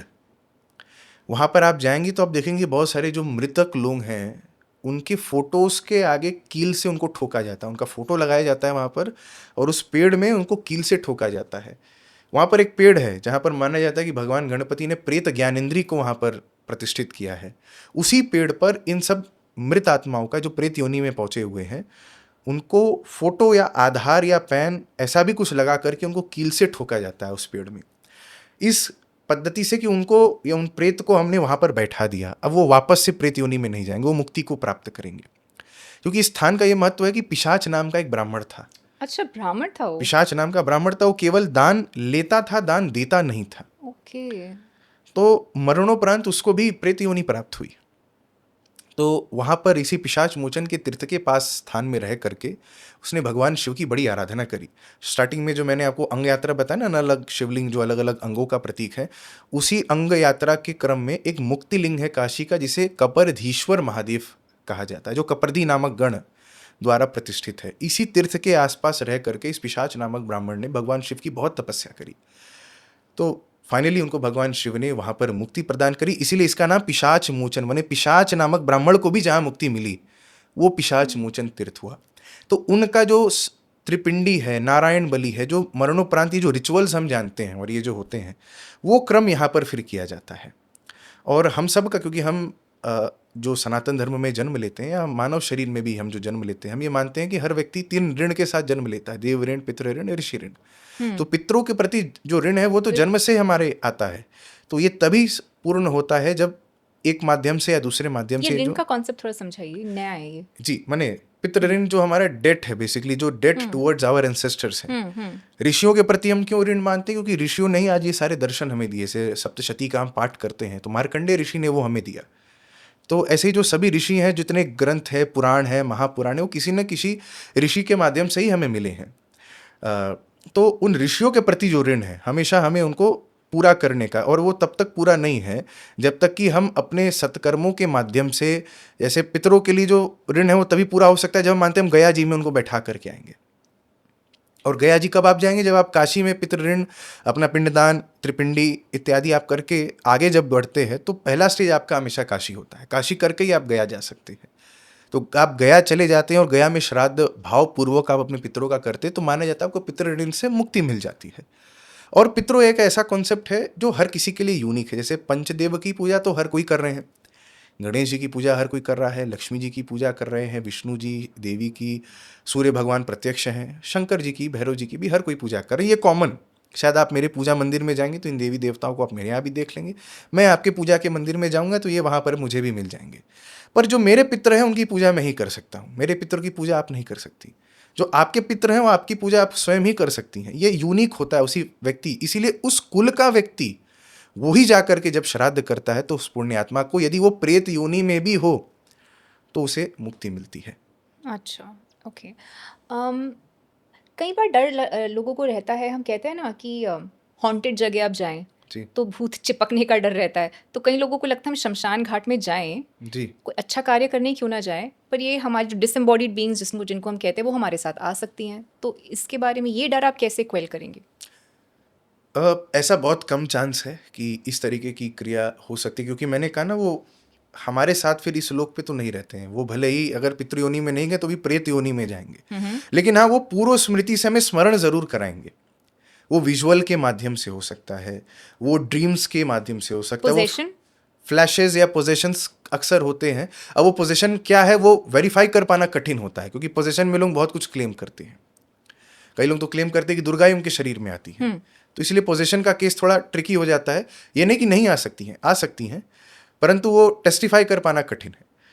तो ऐसे केसेस में पितर आपको पूर्व स्मृति से ये याद दिलाते हैं। और जनरली जो भी व्यक्ति, ये मैंने अपने एक्सपीरियंस में देखा है, डिवोशनल ज़्यादा होता है, धर्म के प्रति आस्था रखता है, पूजा पाठ में मान्यता रखता है, या उस व्यक्ति से उसका जुड़ाव अधिक था। अभी मैं दिल्ली में आपके वहाँ पर ही था तो एक मुझे अभी बच्ची कल मिली कि मेरे जो दादाजी हैं वो अक्सर मेरे सपने में आते हैं, कभी मेरा हाथ पकड़ते हैं, कभी मुझे कहीं लेकर के जा रहे होते हैं, कभी मुझसे बात करते, कभी रूठते हैं, कभी नाराज़ होते हैं, कभी खुश होते हैं। और बहुत ही यंग बच्ची, उस बच्ची का जुड़ाव अपने दादाजी के साथ बहुत लंबे समय से था। तो मैंने उसको बताया कि हो सकता है कि आपके जो दादाजी हैं, आपके जो पितृ हैं इस केस में, वो आपके ऊपर आश्रित हैं कि आप उनके लिए ये कर्म करें। तो इस माध्यम से ज़रूरी नहीं कि वो चिपक जाएं या पोजेस हो जाएं, ये थोड़ा डार्क साइड हो जाता है और बात कर पाना ऐसे प्लेटफॉर्म पे थोड़ा कठिन है, अनलेस अनटिल कोई इंडिविजुअल केस को व्यक्ति स्टडी करे। ठीक है। परंतु जेनेरिक फॉर्म में आप हमेशा ये देखेंगे कोई भी एक व्यक्ति परिवार में होगा जिसको पितरों के स्वप्न बहुत ज़्यादा आते होंगे। वो अक्सर ही सपने में अपने पूर्वजों को देखता होगा और वो किसी फॉर्म में हो सकता है। तो किसी न किसी माध्यम से वो हमें इंडिकेशन करते हैं और ये बहुत प्रैक्टिकल होता है। जैसे एक चेन्नई में एक लेडी हैं, वो मेरे से दीक्षित भी हैं। समय समय पर वो कई बार उनको एक ऐसा पूरा पैच पिछले गर्मी के सीज़न में था कि बार बार उनके पिताजी आकर के उनको पानी मांगते थे। तो कुछ साधना के बल पर मैंने उनको ऐसा मार्गदर्शन दिया कि संभवतः इनके अंत्येष्टि के बाद अपने अन्नदान, और अन्नदान के बाद में जो हमें घड़ा दान देते हैं, जो भी ब्राह्मण आते हैं उनको आसन देते हैं, ये चीज़ें देते हैं, संभवतः ये क्योंकि गर्मी के समय उनकी मृत्यु हुई तो ये चीज़ आप करना चूक गए, क्योंकि उनकी जो परम गति, एक बार वो पार कर गए इस योनि को, इस भूलोक को, तो उनका भी एक जर्नी है टुवर्ड्स सैल्वेशन और मोक्ष। यहाँ जो अन्नदान के माध्यम से जो भोजन हम देते हैं, जो जल के माध्यम से हम पानी उनको पिलाते हैं, यही उनको मिलता है हमारे सनातन हिंदू दर्शन के अनुसार, तब वो मोक्ष की तरफ अग्रसर होते हैं। तो हमारे पितर ऐसे हमें हमारी कर्मों को, दायित्वों को और उनकी आवश्यकताओं को हमें याद दिलाते हैं। और फिर हमारा ये दायित्व बनता है कि पितृ ऋण, ये भी पितृ ऋण का हिस्सा, ये नहीं कि 13 दिन का अंत्येष्टि कर दिया तो हमारा सब वहाँ समाप्त हो गया, गया जी बैठा करके आ गए तो वहाँ समाप्त हो गया।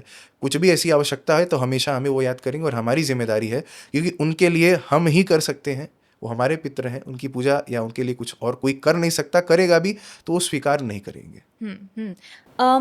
क्या ये सच है कि मरते समय शिव जी स्वयं मरने वाले के कान में तारक मंत्र चैंट करते हैं? जी, अच्छा? ये बिल्कुल सत्य है और इसके पीछे एक एपिसोड बहुत सुंदर जुड़ा हुआ है। Namaskaram, I'm Shloka. We've spent a lot of time in developing this product which is the authentic A2 Gir Cow ghee by the brand name Yogic Organic. We've spent several years to bring this product to you. My endeavor was to bring to you the real goodness of authentic A2 Gir Cow ghee, and here it is. Pre-orders are now open. To order, just call or WhatsApp on +91 8493 863427. तो इस माध्यम से जरूरी नहीं कि वो चिपक जाए या पोजेस हो जाए, ये थोड़ा डार्क साइड हो जाता है और बात कर पाना ऐसे प्लेटफॉर्म पे थोड़ा कठिन है अनलेस अनटिल कोई इंडिविजुअल केस को व्यक्ति स्टडी करे। ठीक है। परंतु जेनरिक फॉर्म में आप हमेशा ये देखेंगे कोई भी एक व्यक्ति परिवार में होगा जिसको पितरों के स्वप्न बहुत ज़्यादा आते होंगे। वो अक्सर ही सपने में अपने पूर्वजों को देखता होगा और वो किसी फॉर्म में हो सकता है। तो किसी न किसी माध्यम से वो हमें इंडिकेशन करते हैं और ये बहुत प्रैक्टिकल होता है। जैसे चेन्नई में एक लेडी हैं, वो मेरे से दीक्षित भी हैं। समय समय पर वो कई बार उनको एक ऐसा पूरा पैच पिछले गर्मी के सीज़न में था कि बार बार उनके पिताजी आकर के उनको पानी मांगते थे। तो कुछ साधना के बल पर मैंने उनको ऐसा मार्गदर्शन दिया कि संभवतः इनके अंत्येष्टि के बाद अपने अन्नदान और अन्नदान के बाद में जो हमें घड़ा दान देते हैं, जो भी ब्राह्मण आते हैं उनको आसन देते हैं, ये चीज़ें देते हैं, संभवतः ये क्योंकि गर्मी के समय उनकी मृत्यु हुई तो ये चीज़ आप करना चूक गए, क्योंकि उनकी जो परम गति एक बार वो पार कर गए इस योनि को, इस भूलोक को, तो उनका भी एक जर्नी है टुवर्ड्स सैल्वेशन और मोक्ष। यहाँ जो अन्नदान के माध्यम से जो भोजन हम देते हैं, जो जल के माध्यम से हम पानी उनको पिलाते हैं, यही उनको मिलता है हमारे सनातन हिंदू दर्शन के अनुसार, तब वो मोक्ष की तरफ अग्रसर होते हैं। तो हमारे पितर ऐसे हमें हमारी कर्मों को, दायित्वों को और उनकी आवश्यकताओं को हमें याद दिलाते हैं और फिर हमारा ये दायित्व बनता है कि पितृ ऋण, ये भी पितृ ऋण का हिस्सा, ये नहीं कि 13 दिन का अंत्येष्टि कर दिया तो हमारा सब वहाँ समाप्त हो गया, गया जी बैठा करके आ गए तो वहाँ समाप्त हो गया। कुछ भी ऐसी आवश्यकता है तो हमेशा हमें वो याद करेंगे और हमारी जिम्मेदारी है, क्योंकि उनके लिए हम ही कर सकते हैं, वो हमारे पितृ हैं, उनकी पूजा या उनके लिए कुछ और कोई कर नहीं सकता, करेगा भी तो वो स्वीकार नहीं करेंगे। क्या ये सच है कि मरते समय शिव जी स्वयं मरने वाले के कान में तारक मंत्र चैंट करते हैं? जी, अच्छा? ये बिल्कुल सत्य है और इसके पीछे एक एपिसोड बहुत सुंदर जुड़ा हुआ है कि भगवान शिव जब इस पूरे सृष्टि में त्राहिमाम अन्न का जो अन्नविहीन सृष्टि हो गई थी, तो शिव जी ने इस अपने प्रिय नगरी काशी को अन्नविहीन बचाने के लिए वो भगवती अन्नपूर्णा के दरबार में जाते हैं। अन्नपूर्णा के दरबार में जाते तो आप अन्नपूर्णा जी का आइकोनोग्राफी भी कभी देखेंगे तो हमेशा शिव जी उनके सामने ऐसे पात्र लेकर के खड़े हैं और अन्नपूर्णा जी चम्मच से उनके पात्र में जो भिक्षा है वो दे रही हैं।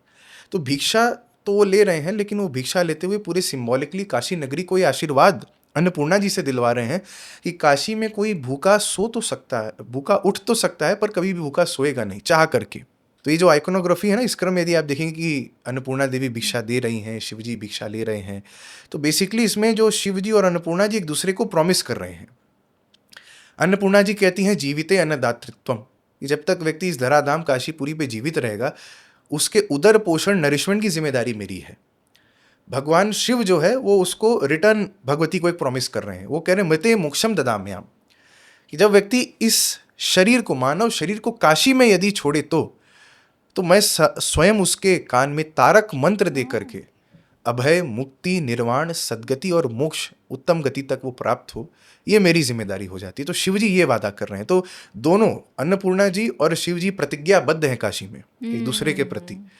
तो निश्चित रूप से हम ये मानते हैं ये भी, और ये भी कि प्रलय के समय में भी काशी का विनाश नहीं होगा, ये आशीर्वाद भी शिव जी ने दिया है कि प्रलय में भी भगवान त्रिशूल पर इस प्रिय नगरी काशी को उठा लेंगे। ये क्या अभियुक्त कुछ बोलते हैं ना इसको, क्या अभिमुक्त क्षेत्र? अभिमुक्त क्षेत्र, अच्छा, कि जब एपोकलिप्स होगा, महाप्रलय जब होगा, तो ऐसे तो शिव जी माया मुक्त हैं, माया में नहीं है, ध्यानस्थ हैं।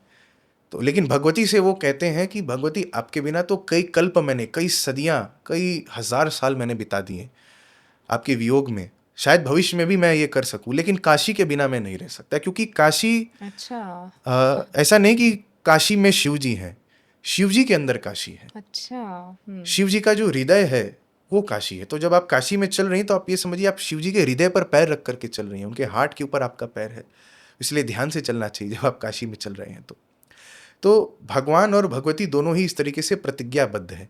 और भगवान ने प्रलय में भी जैसे कहा, इसीलिए वो काशी के लिए मोह में भी आ जाते हैं, वो काशी से दूर रह करके रोते भी हैं, विलाप भी करते हैं, भगवान ऐसे जुड़े हुए हैं काशी से, कंकर कंकर जहाँ का शंकर है, वैसी पतित पावन अविमुक्त क्षेत्र नगरी हमारी काशी है। तो भगवान कहते हैं कि प्रलय कभी अगर आएगा तो इस काशी को मैं अपने त्रिशूल पर उठा लूंगा और प्रलय में भी इसको समाप्त नहीं होने दूंगा। हाँ। और वही त्रिशूल के जो 3 खंड हैं वो काशी के 3 सबसे जरूरी शिवलिंग बन जाते हैं, जिसमें सबसे पहले काशी विश्वनाथ, मध्य में केदार और हमारे इस ओमकारेश्वर। तरफ में ओमकारेश्वर। ओके। मणिकर्णिका घाट को काशी का पंच तीर्थ माना जाता है, जी। क्या कारण है और क्यों? काशी में एक यात्रा होती है जिसको एकायतन कहते हैं। एकायतन यानी मान लीजिए एक, मैं लेमैन टर्म्स में यदि समझाऊं तो यदि आपके पास एक दिन है और आपको काशी यात्रा का पूर्ण फल प्राप्त करना है तो एक दिन में आप क्या किया जाएंगे, तो काशी में स्कंद पुराण में एक श्लोक मिलता है जो कुछ इस तरीके से है कि विश्वेश्वरम माधवम धुंडिम दंडपाणिंच भैरवम वंदे काशी गुहाम गंगा भवानी मणिकर्णिका। इन स्थानों पर यदि व्यक्ति एक दिन में यदि दर्शन कर ले, विश्वेश्वरम काशी विश्वनाथ, माधवम बिंदु माधव साक्षात विष्णु जी का स्वरूप है, विश्वेश्वरम माधवम, धुंडिम विश्वनाथ जी जाने से पहले गेट नंबर 1 पर ढुंडी यानी ढुंडी राज गणपति का दर्शन हम करते हैं, जो काशी के क्राउन प्रिंस भी माने जाते हैं, हमारे अच्छा, राजकुमार हैं ओके। गणेश जी। तो उनका दर्शन करके तब विश्वनाथ जी के दर्शन के लिए जाना चाहिए। तो तीसरे ढुंडिम यानी ढुंडी राज गणेश जी। दंडपाणी भैरव जी तो सभी लोग जाते हैं, लेकिन भैरव जी के ठीक पीछे दंडपाणी का मंदिर है, जिन्होंने अपने हाथ में दंड को धारण किया, जो दंडधारी स्वरूप है भगवान भैरव जी का, जो आपके पाप और पुण्य का एक्चुअली में लेखा जोखा लिखते हैं प्रत्यक्ष जिस स्थान पर, वो है दंडपाणी। तो भैरव जी का भी दर्शन तब पूर्ण होता है जब आप दंडपाणी का जाकर के दर्शन करें। दंडपाणिम च भैरवम, भैरव जी का आपने दर्शन किया। वंदे काशी गुहाम गंगा एक ईश्वर गंगी पर स्थान है काशी में, वहां पर दर्शन करें। भवानी मणिकर्णिका जो साक्षात देवी के स्वरूप में मणिकर्णिका है, जो मणिकर्णिका घाट है, दूर से भी यदि उसका दर्शन करें तो इन स्थानों पर जाने से ही पूर्ण रूप से काशी यात्रा का जो पूरा फल है वो जातक को मिलता है। तो मणिकर्णिका घाट जाना ही चाहिए। मणिकर्णिका का दर्शन करना चाहिए। जाना मैं सब, आप बोर्ड से भी तो देख सकती हैं, देख से प्रणाम कर सकती हैं, जो धुनी जल रही है उसको भी प्रणाम आप कर सकती हैं। और यदि जाएं तो एक सेफ डिस्टेंस पर रह करके, यदि आपको कोई जप साधना भी करना है, तो यदि आप दीक्षित हैं तो आप शव के पास पे भी जाके कर, क्योंकि ये सब तो वहाँ कॉमन है, अनलेस एंड अनटिल आप कुछ अनएथिकल नहीं कर रहे हैं तो हर कोई जा करके कर सकता है। उसके लिए स्थान भी वहाँ पर नियोजित है, बने हुए हैं। यदि आप दीक्षित हैं, आपको गुरु का मार्गदर्शन है, तो निश्चित रूप से आप जाकर कर सकते हैं। नहीं तो मणिकर्णिका का दर्शन ही अपने आप में बहुत फलदायी है। कौन लोग मणिकर्णिका घाट या दूसरा हरिश्चंद्र है, आई थिंक ये 80 घाटों में से यही 2 घाट हैं जहाँ पर डेड बॉडीज क्रिमेट होती हैं, राइट? पहले पूरा काशी ही महाशमशान था। अच्छा। जी, उसमें केदार घाट वगैरह सब आ जाते थे, सब महाशमशान, वरुणा तक से मानते हैं कि वरुणा से 80 वाराणसी जो है, तो वरुणा से ही वो शमशान शुरू हो जाता था पुराने, अगर आप देखेंगे उस तरीके से तो। पर आज के समय में तो प्रत्यक्ष रूप से हमें हरिश्चंद्र घाट और मणिकर्णिका घाट, ये 2 का ही हमें दर्शन होता है। क्यों इसी 2 में क्यों बॉडीज बर्न करी जाती हैं आजकल? ऐसा है कि कलयुग का जो प्रकोप है वो केवल शमशान के ऊपर नहीं, कई सारे देवी देवताओं के साथ में भी रहा है। तो बहुत सारे शिवलिंग भी जो हमें पहले दर्शन होते थे, जैसे कि अभिमुक्तेश्वर, ये विश्वनाथ जी से भी पुराने शिवलिंग माने जाते हैं। तो समय के साथ में इनका लोप हो गया। कई सारे ऐसे देवी देवता हैं, जैसे आप ओमकारेश्वर जाएंगी तो काशी त्रिशूल पर है, त्रिशूल के 3 खंड हैं। तो जो तीसरा खंड है, जो ओमकारेश्वर खंड है, ये ओमकारेश्वर खंड 5 शिवलिंगों को मिलकर के बना था। इसी ओमकारेश्वर शिवलिंग के समक्ष में भगवान ब्रह्मा को ओमकार स्वरूप का दर्शन हुआ था सबसे पहले। ओम आकृति का दर्शन सबसे पहले यहाँ पर हुआ था। एक ओमकारेश्वर ऐसा शिवलिंग जिसका दर्शन कर लेने से पूरे ब्रह्मांड के सभी शिवलिंग के दर्शन का पुण्य जहाँ पर प्राप्त होता हो, सभी दुनिया भर के तीर्थों में स्नान करने का पुण्य जहाँ पर प्राप्त होता हो, वो है ओमकारेश्वर। यदि आप शिवलिंग देखेंगे तो आज 3 शिवलिंग हमें दिखते हैं, परंतु वो 5 शिवलिंग मिल करके ओमकारेश्वर महादेव को बनाते थे, जिसमें थे अकार, उकार, मकार, नाद और बिंदु।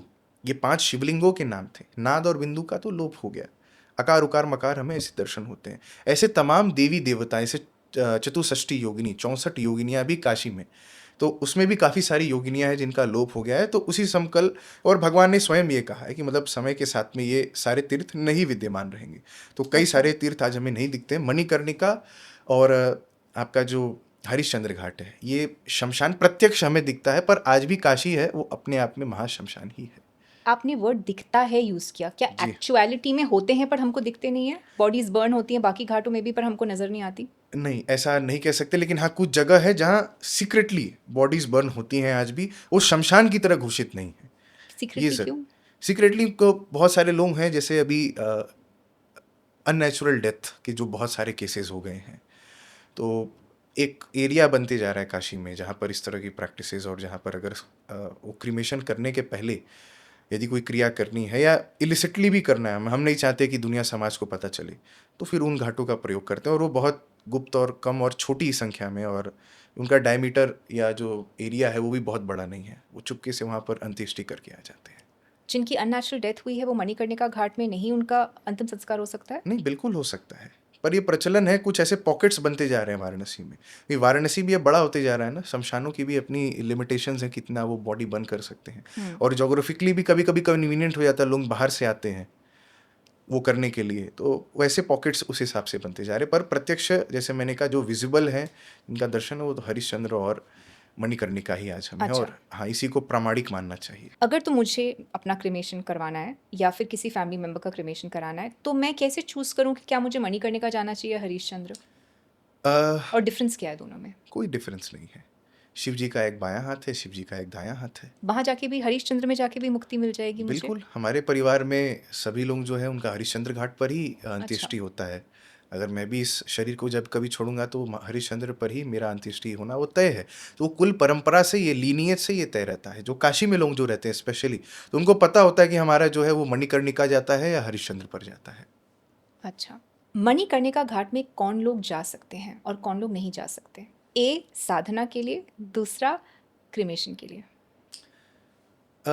आपके पास जाने का सबको अधिकार है। आज़ाद भारत देश में तो कोई रोक टोक है नहीं, और सभी लोग जाते भी हैं। और एक साल में एक अवसर आता भी है जिसे हम मशान होली कहते हैं, जो काशी में हमारे रंग भरी एकादशी होती है। जो होली के पहले, होली हम पूर्णिमा को मनाते हैं, पूर्णिमा के पहले जो एकादशी पड़ती है, रंग भरी एकादशी से ही काशी जी में, क्योंकि हम मानते हैं कि इसी एकादशी के दिन पर माता अन्नपूर्णा और काशी विश्वनाथ जी सबसे पहले काशी में आए थे। तो काशीवासी जितने थे उनका वेलकम करने के लिए सभी ने होली मनाई थी, रंगों से त्यौहार सभी ने सेलिब्रेट किया था। अपने किंग यानी काशी विश्वनाथ और अपनी क्वीन यानी माता अन्नपूर्णा को काशी में पहली बार वेलकम करने के लिए, शिवरात्रि पर उनका विवाह होता है, पर उनका गौना जब वो पहली बार काशी में आते हैं वो रंग भरी एकादशी को होता है। तो इसी रंग भरी एकादशी के पास में एक त्यौहार काशी में प्रचलित कुछ समय से ज़्यादा हो गया है, जिसे हम मशान होली के नाम से जानते हैं। इसी मशान होली में अब तो बहुत सारे यंगस्टर्स भी आने लगे, फीमेल्स भी आने लगी, पर पहले ये केवल अवघड़ सन्यासियों और अघोरियों का पर्व था, जो राग और भस्म से ये होली, जो चिता की भस्म थी उससे ये होली मनाते। पर आज के समय में ह्यूमन एशेस से हर कोई खेलने लगा है। तो डिसरिस्पेक्ट नहीं माना जाता था? निश्चित रूप से अघोरियों को तो अधिकार है, वो तो दिन रात चिता भस्म में लपेटे हुए हैं, तो उनको तो उसमें कोई अंतर है नहीं, वही उनका श्रृंगार है। पर हम और आप, क्योंकि ये समझे, हम आप मणिकर्णिका या किसी भी शमशान में जाते भी हैं, हम जाने के बाद में स्नान करते हैं, क्योंकि हम मानते हैं कि उस समय के यहाँ पर आने के से ही हमें एक शौच हमें लगता है, तो आकर के हम वापस से हम स्नान करते हैं, वस्त्र अपने बदलते हैं, पहने हुए वस्त्र संभवतः दान में दे देते हैं यदि हम अंत्येष्टि से वापस जा रहे हैं। कई जगह ऐसा भी प्रचलन होता है। तो वैसी स्थिति में हम मणिकर्णिका को जहाँ इतना पवित्र मानते हैं और उस जगह की गरिमा को इतना अधिक मानते हैं, तो वहाँ आकर के जो चिता की भस्म की होली स्वयं से खेलना, ये हाल फिलहाल में, और इंस्टाग्राम और सोशल मीडिया का इसमें बहुत बड़ा रोल है इसको ग्लैमराइज करने में। पर क्या ये प्रामाणिक है? तो बिल्कुल भी प्रामाणिक नहीं है। क्या सभी को मणिकर्णिका जाना चाहिए? हाँ, जाइए। मणिकर्णिका में कई सारे तीर्थ हैं, आप चक्र पुष्करणी का दर्शन करिए, मणिकर्णिकेश्वर महादेव का आप दर्शन करिए। आप सभी मणिकर्णिका में हैं तो प्रोटेक्टेड आप सभी, किसी को भी कोई दिक्कत परेशानी नहीं होगी। महाशमशान तो बहुत सारे हैं, जैसे कि एक तारापीठ, आप भगवती का स्थान है वेस्ट बंगाल में, वहाँ पे भी एक शमशान है। कई सारे शक्ति के जो तंत्र हैं, कामाख्या में आसपास में कई सारे ऐसे शमशान, लेकिन वो वहाँ की क्रियाएं अलग हैं। यहाँ पर जैसे मैंने कहा, साक्षात भैरव जी का ही कवच है, तो किसी को भी कोई दिक्कत तो ऐसे नहीं है। दर्शन करने के लिए हर कोई जाए, लेडीज जा सकते हैं, बच्चे जा सकते हैं, बिल्कुल जाना चाहिए। मणिकर्णिका, आप काशी आए हैं तो मणिकर्णिका को, जैसे मैंने कहा, आप ये नहीं कि घाट पर पैर रख के ही आप दूर से प्रणाम कर सकते हैं, नाव से जाते हुए उनका आप दर्शन कर सकते हैं। यदि आप मणिकर्णिका पर आ भी गए तो मणिकर्णिका के तीर्थों का दर्शन करिए। चक्र पुष्करणी तीर्थ है, मणिकर्णिकेश्वर महादेव है, थोड़ा सा ऊपर आप चढ़ेंगे तो वहाँ पर 9 नरसिंहों में से एक नरसिंह भगवान का वहाँ पर दर्शन होता है। गंगा जी में वहाँ पर स्नान करिए मणिकर्णिका के घाट पर। लेकिन अब जब साधना की दृष्टि से हम आ जाते हैं, हर किसी को अधिकार नहीं है, ना ही वो सुरक्षित है। अच्छा, हाँ, फिर आप सुरक्षित कैसे नहीं है? सुरक्षित ऐसे नहीं है क्योंकि मंडल आपके पास नहीं है। हम मानते हैं ये है कि साधना में जब आप बैठते हैं, अच्छा ये 3 चीज़ अलग-अलग है। मैं आपके दर्शकों को ये बताना चाहूँगा, उपासना, उपदेश और साधना। जैसे मैं यहाँ पर मैंने ये संवाद ये हमारा चल रहा है, मैंने आपको कहा कि आप ओम नमः शिवाय का जप करिए। आप ओम नमः शिवाय का जप शुरू कर दी। ये मैंने आपको उपदेश किया कि आप नमः शिवाय का जाप कर सकते। तो मेरे उपदेश करने के मात्र से आपको एक लाइसेंस बेसिक हुआ कि अब आप इस मंत्र को करने के अधिकारी हुए। जब आप इस मंत्र को करने लगे, अब आप बैठ गए हैं आसन लगा कर, इस मंत्र को रुद्राक्ष पे आप जप कर रहे हैं, तब आप उपासना कर रहे हैं इसी मंत्र का। यानी आपने अपने साथ में भगवान को भी एक आसन दे दिया है, अपने बगल में भगवान का भी आवाहन अपने साथ में कर दिया है। आप उपासना की पद्धति में आ गए।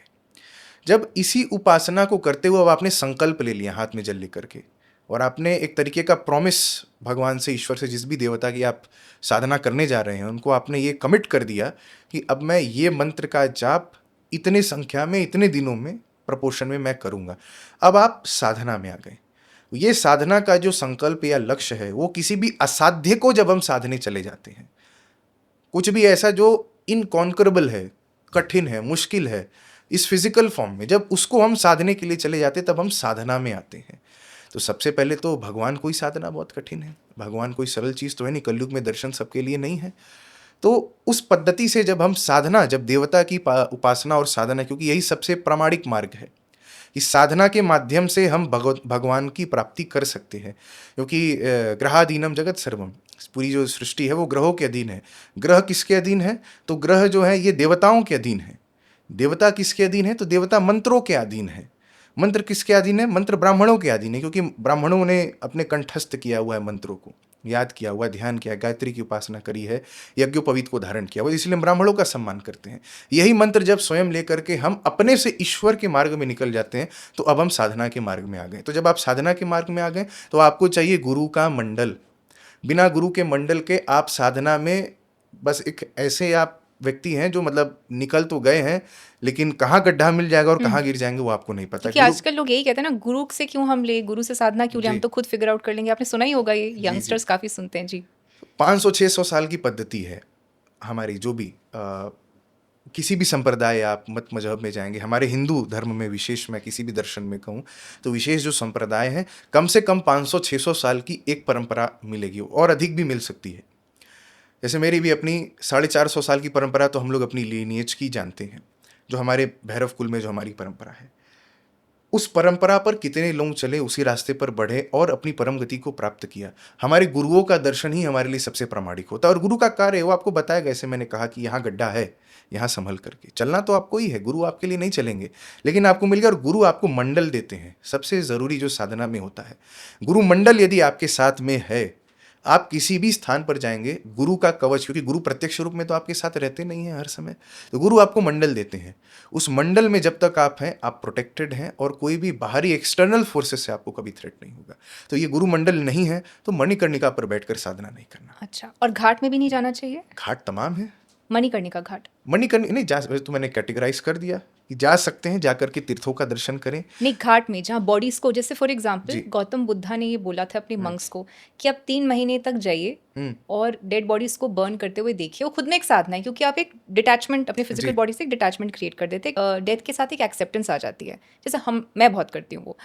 तो क्या ये कोई भी इंसान कर सकता है जिसने, जो साधना के मार्ग में नहीं है, जिसने दीक्षा नहीं ली हुई है, ऐसी वो जाना चाहता है और वो एक्सपीरियंस करना चाहता है डेड बॉडीज को बर्न करते हुए, क्या ये ठीक है? दूर से दर्शन करिए।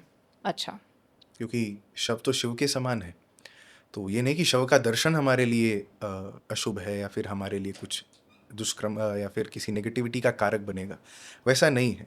जहाँ भी दिखे आप दूर से बैठ करके शव, लेकिन साधना अलग हो जाती है, दर्शन करना अलग हो जाता है, देखना अलग हो जाता है। समझ गए, ओके। काफ़ी प्रिस्क्रिप्शंस होते हैं शमशान घाट में जाने के लिए।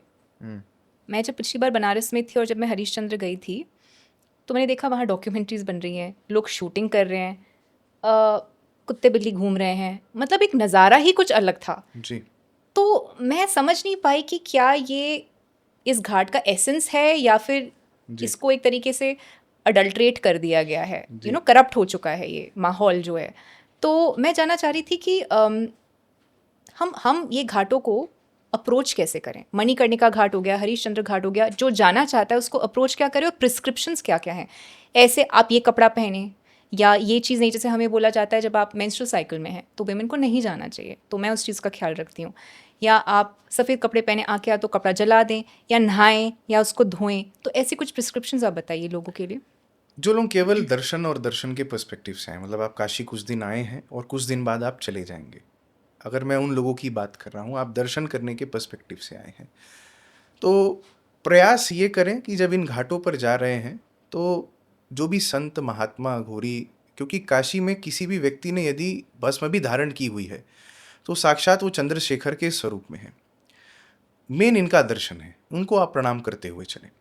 प्रिस्क्रिप्शंस की बात है कि क्या कॉशन हम रख सकते हैं, क्या चीज़ें हैं।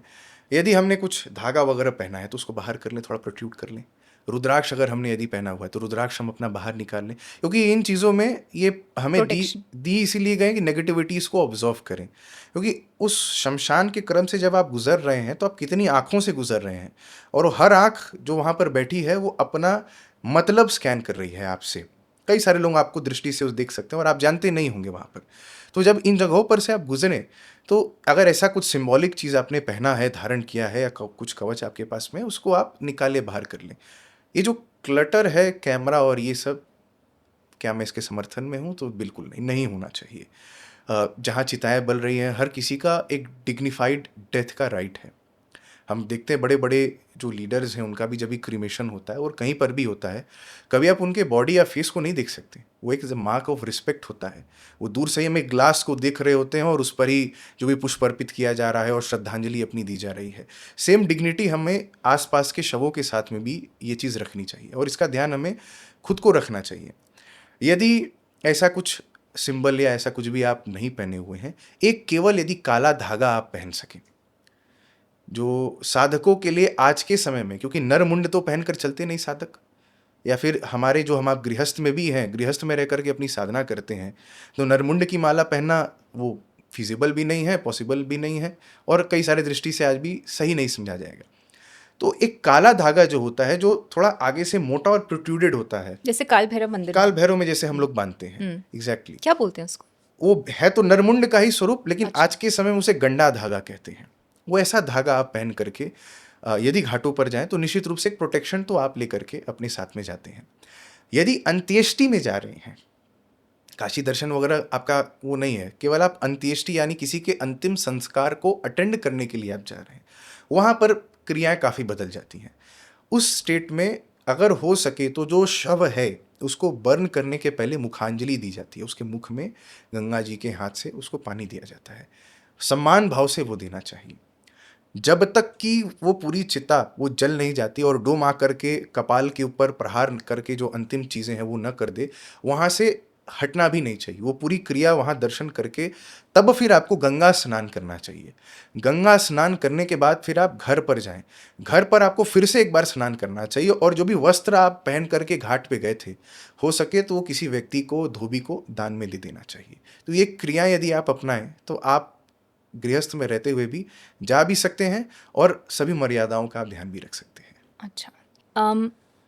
एक और चीज़ जो काफ़ी देखने को मिलती है वो है कि इन घाटों में लोग खाने पीने की चीज़ें खाते हैं, ले जाते हैं, खाते भी हैं, पानी भी पी रहे हैं, और कहा जाता है कि शमशान घाटों में खाना पीना नहीं चाहिए। जी इसके बारे में थोड़ा क्लैरिटी दीजिए।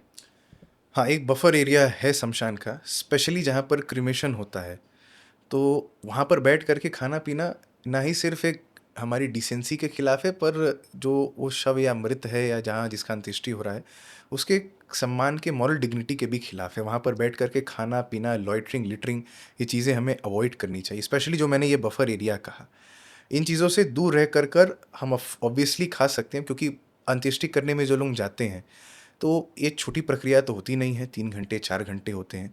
अब मान लीजिए अभी कोई एक ऐसे हैं जो बहुत कम एज में चले गए, उनका अंत्येष्टि करने के लिए उनका छोटा बेटा ही आया हुआ है जो हार्डली चल भी पा रहा है, नहीं पा रहा है, तो वो अंत्येष्टि करेगा, वो जाएगा तो भूखा तो पूरा समय रह नहीं सकता। उसके आसपास वाले जो भी हैं वो भी कॉन्शियसली प्रयास करते हैं उसको कुछ भोजन कराएं।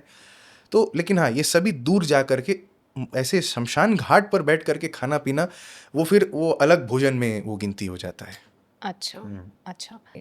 तो हम साइंटिफिकली अगर तो ये चीज़ देखें, पास्ट में कहते हैं 3 आइस एजेस आ चुकी हैं। हर बार जब युग बदलता है, करीबन 3000 का एक युग माना जी। जाता है, तो महाप्रलय होता है।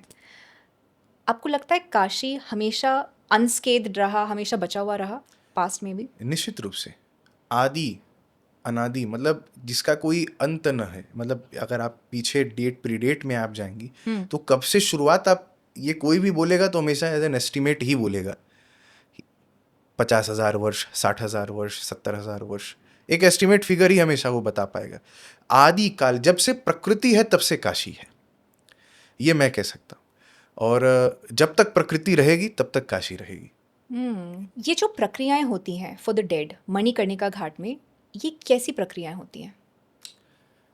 बेसिकली ये तो हमारे हिंदू धर्म के अनुसार जो अंत्येष्टि संस्कार इसको हम कहते हैं, या फिर अंतिम संस्कार कई लोग इसको कहते हैं। तो ये जो प्रक्रिया है, बेसिकली जो हम इस फॉर्म को लूज करके दूसरे फॉर्म में जब हम जाते हैं, वो जिस भी हम गति के लिए हमारा नियोजित होता है, तो गति तो तुरंत हम सांस जैसे रुकती है, तो कहीं ना कहीं सुनिश्चित होता है कि हम इस गति को प्राप्त करेंगे। पर जो ये शरीर हमारा मानव शरीर है, इसको एक रिस्पेक्टेबल अंतिम विदाई, जो पंचभूत से बना हुआ शरीर वापस से पंचभूत में मिल जाता है, उस पंचभूत में मिलाने की जो प्रक्रिया है वही है अंत्येष्टि संस्कार। तो इसके क्रम में आप देखेंगे तो केवल अंत्येष्टि तक ये नहीं होता है, फिर पोस्ट डेथ हमारे रिचुअल्स 13 दिन तक चलते हैं। 13 दिन तक हम और किसी देवी देवता की पूजा नहीं करते हैं।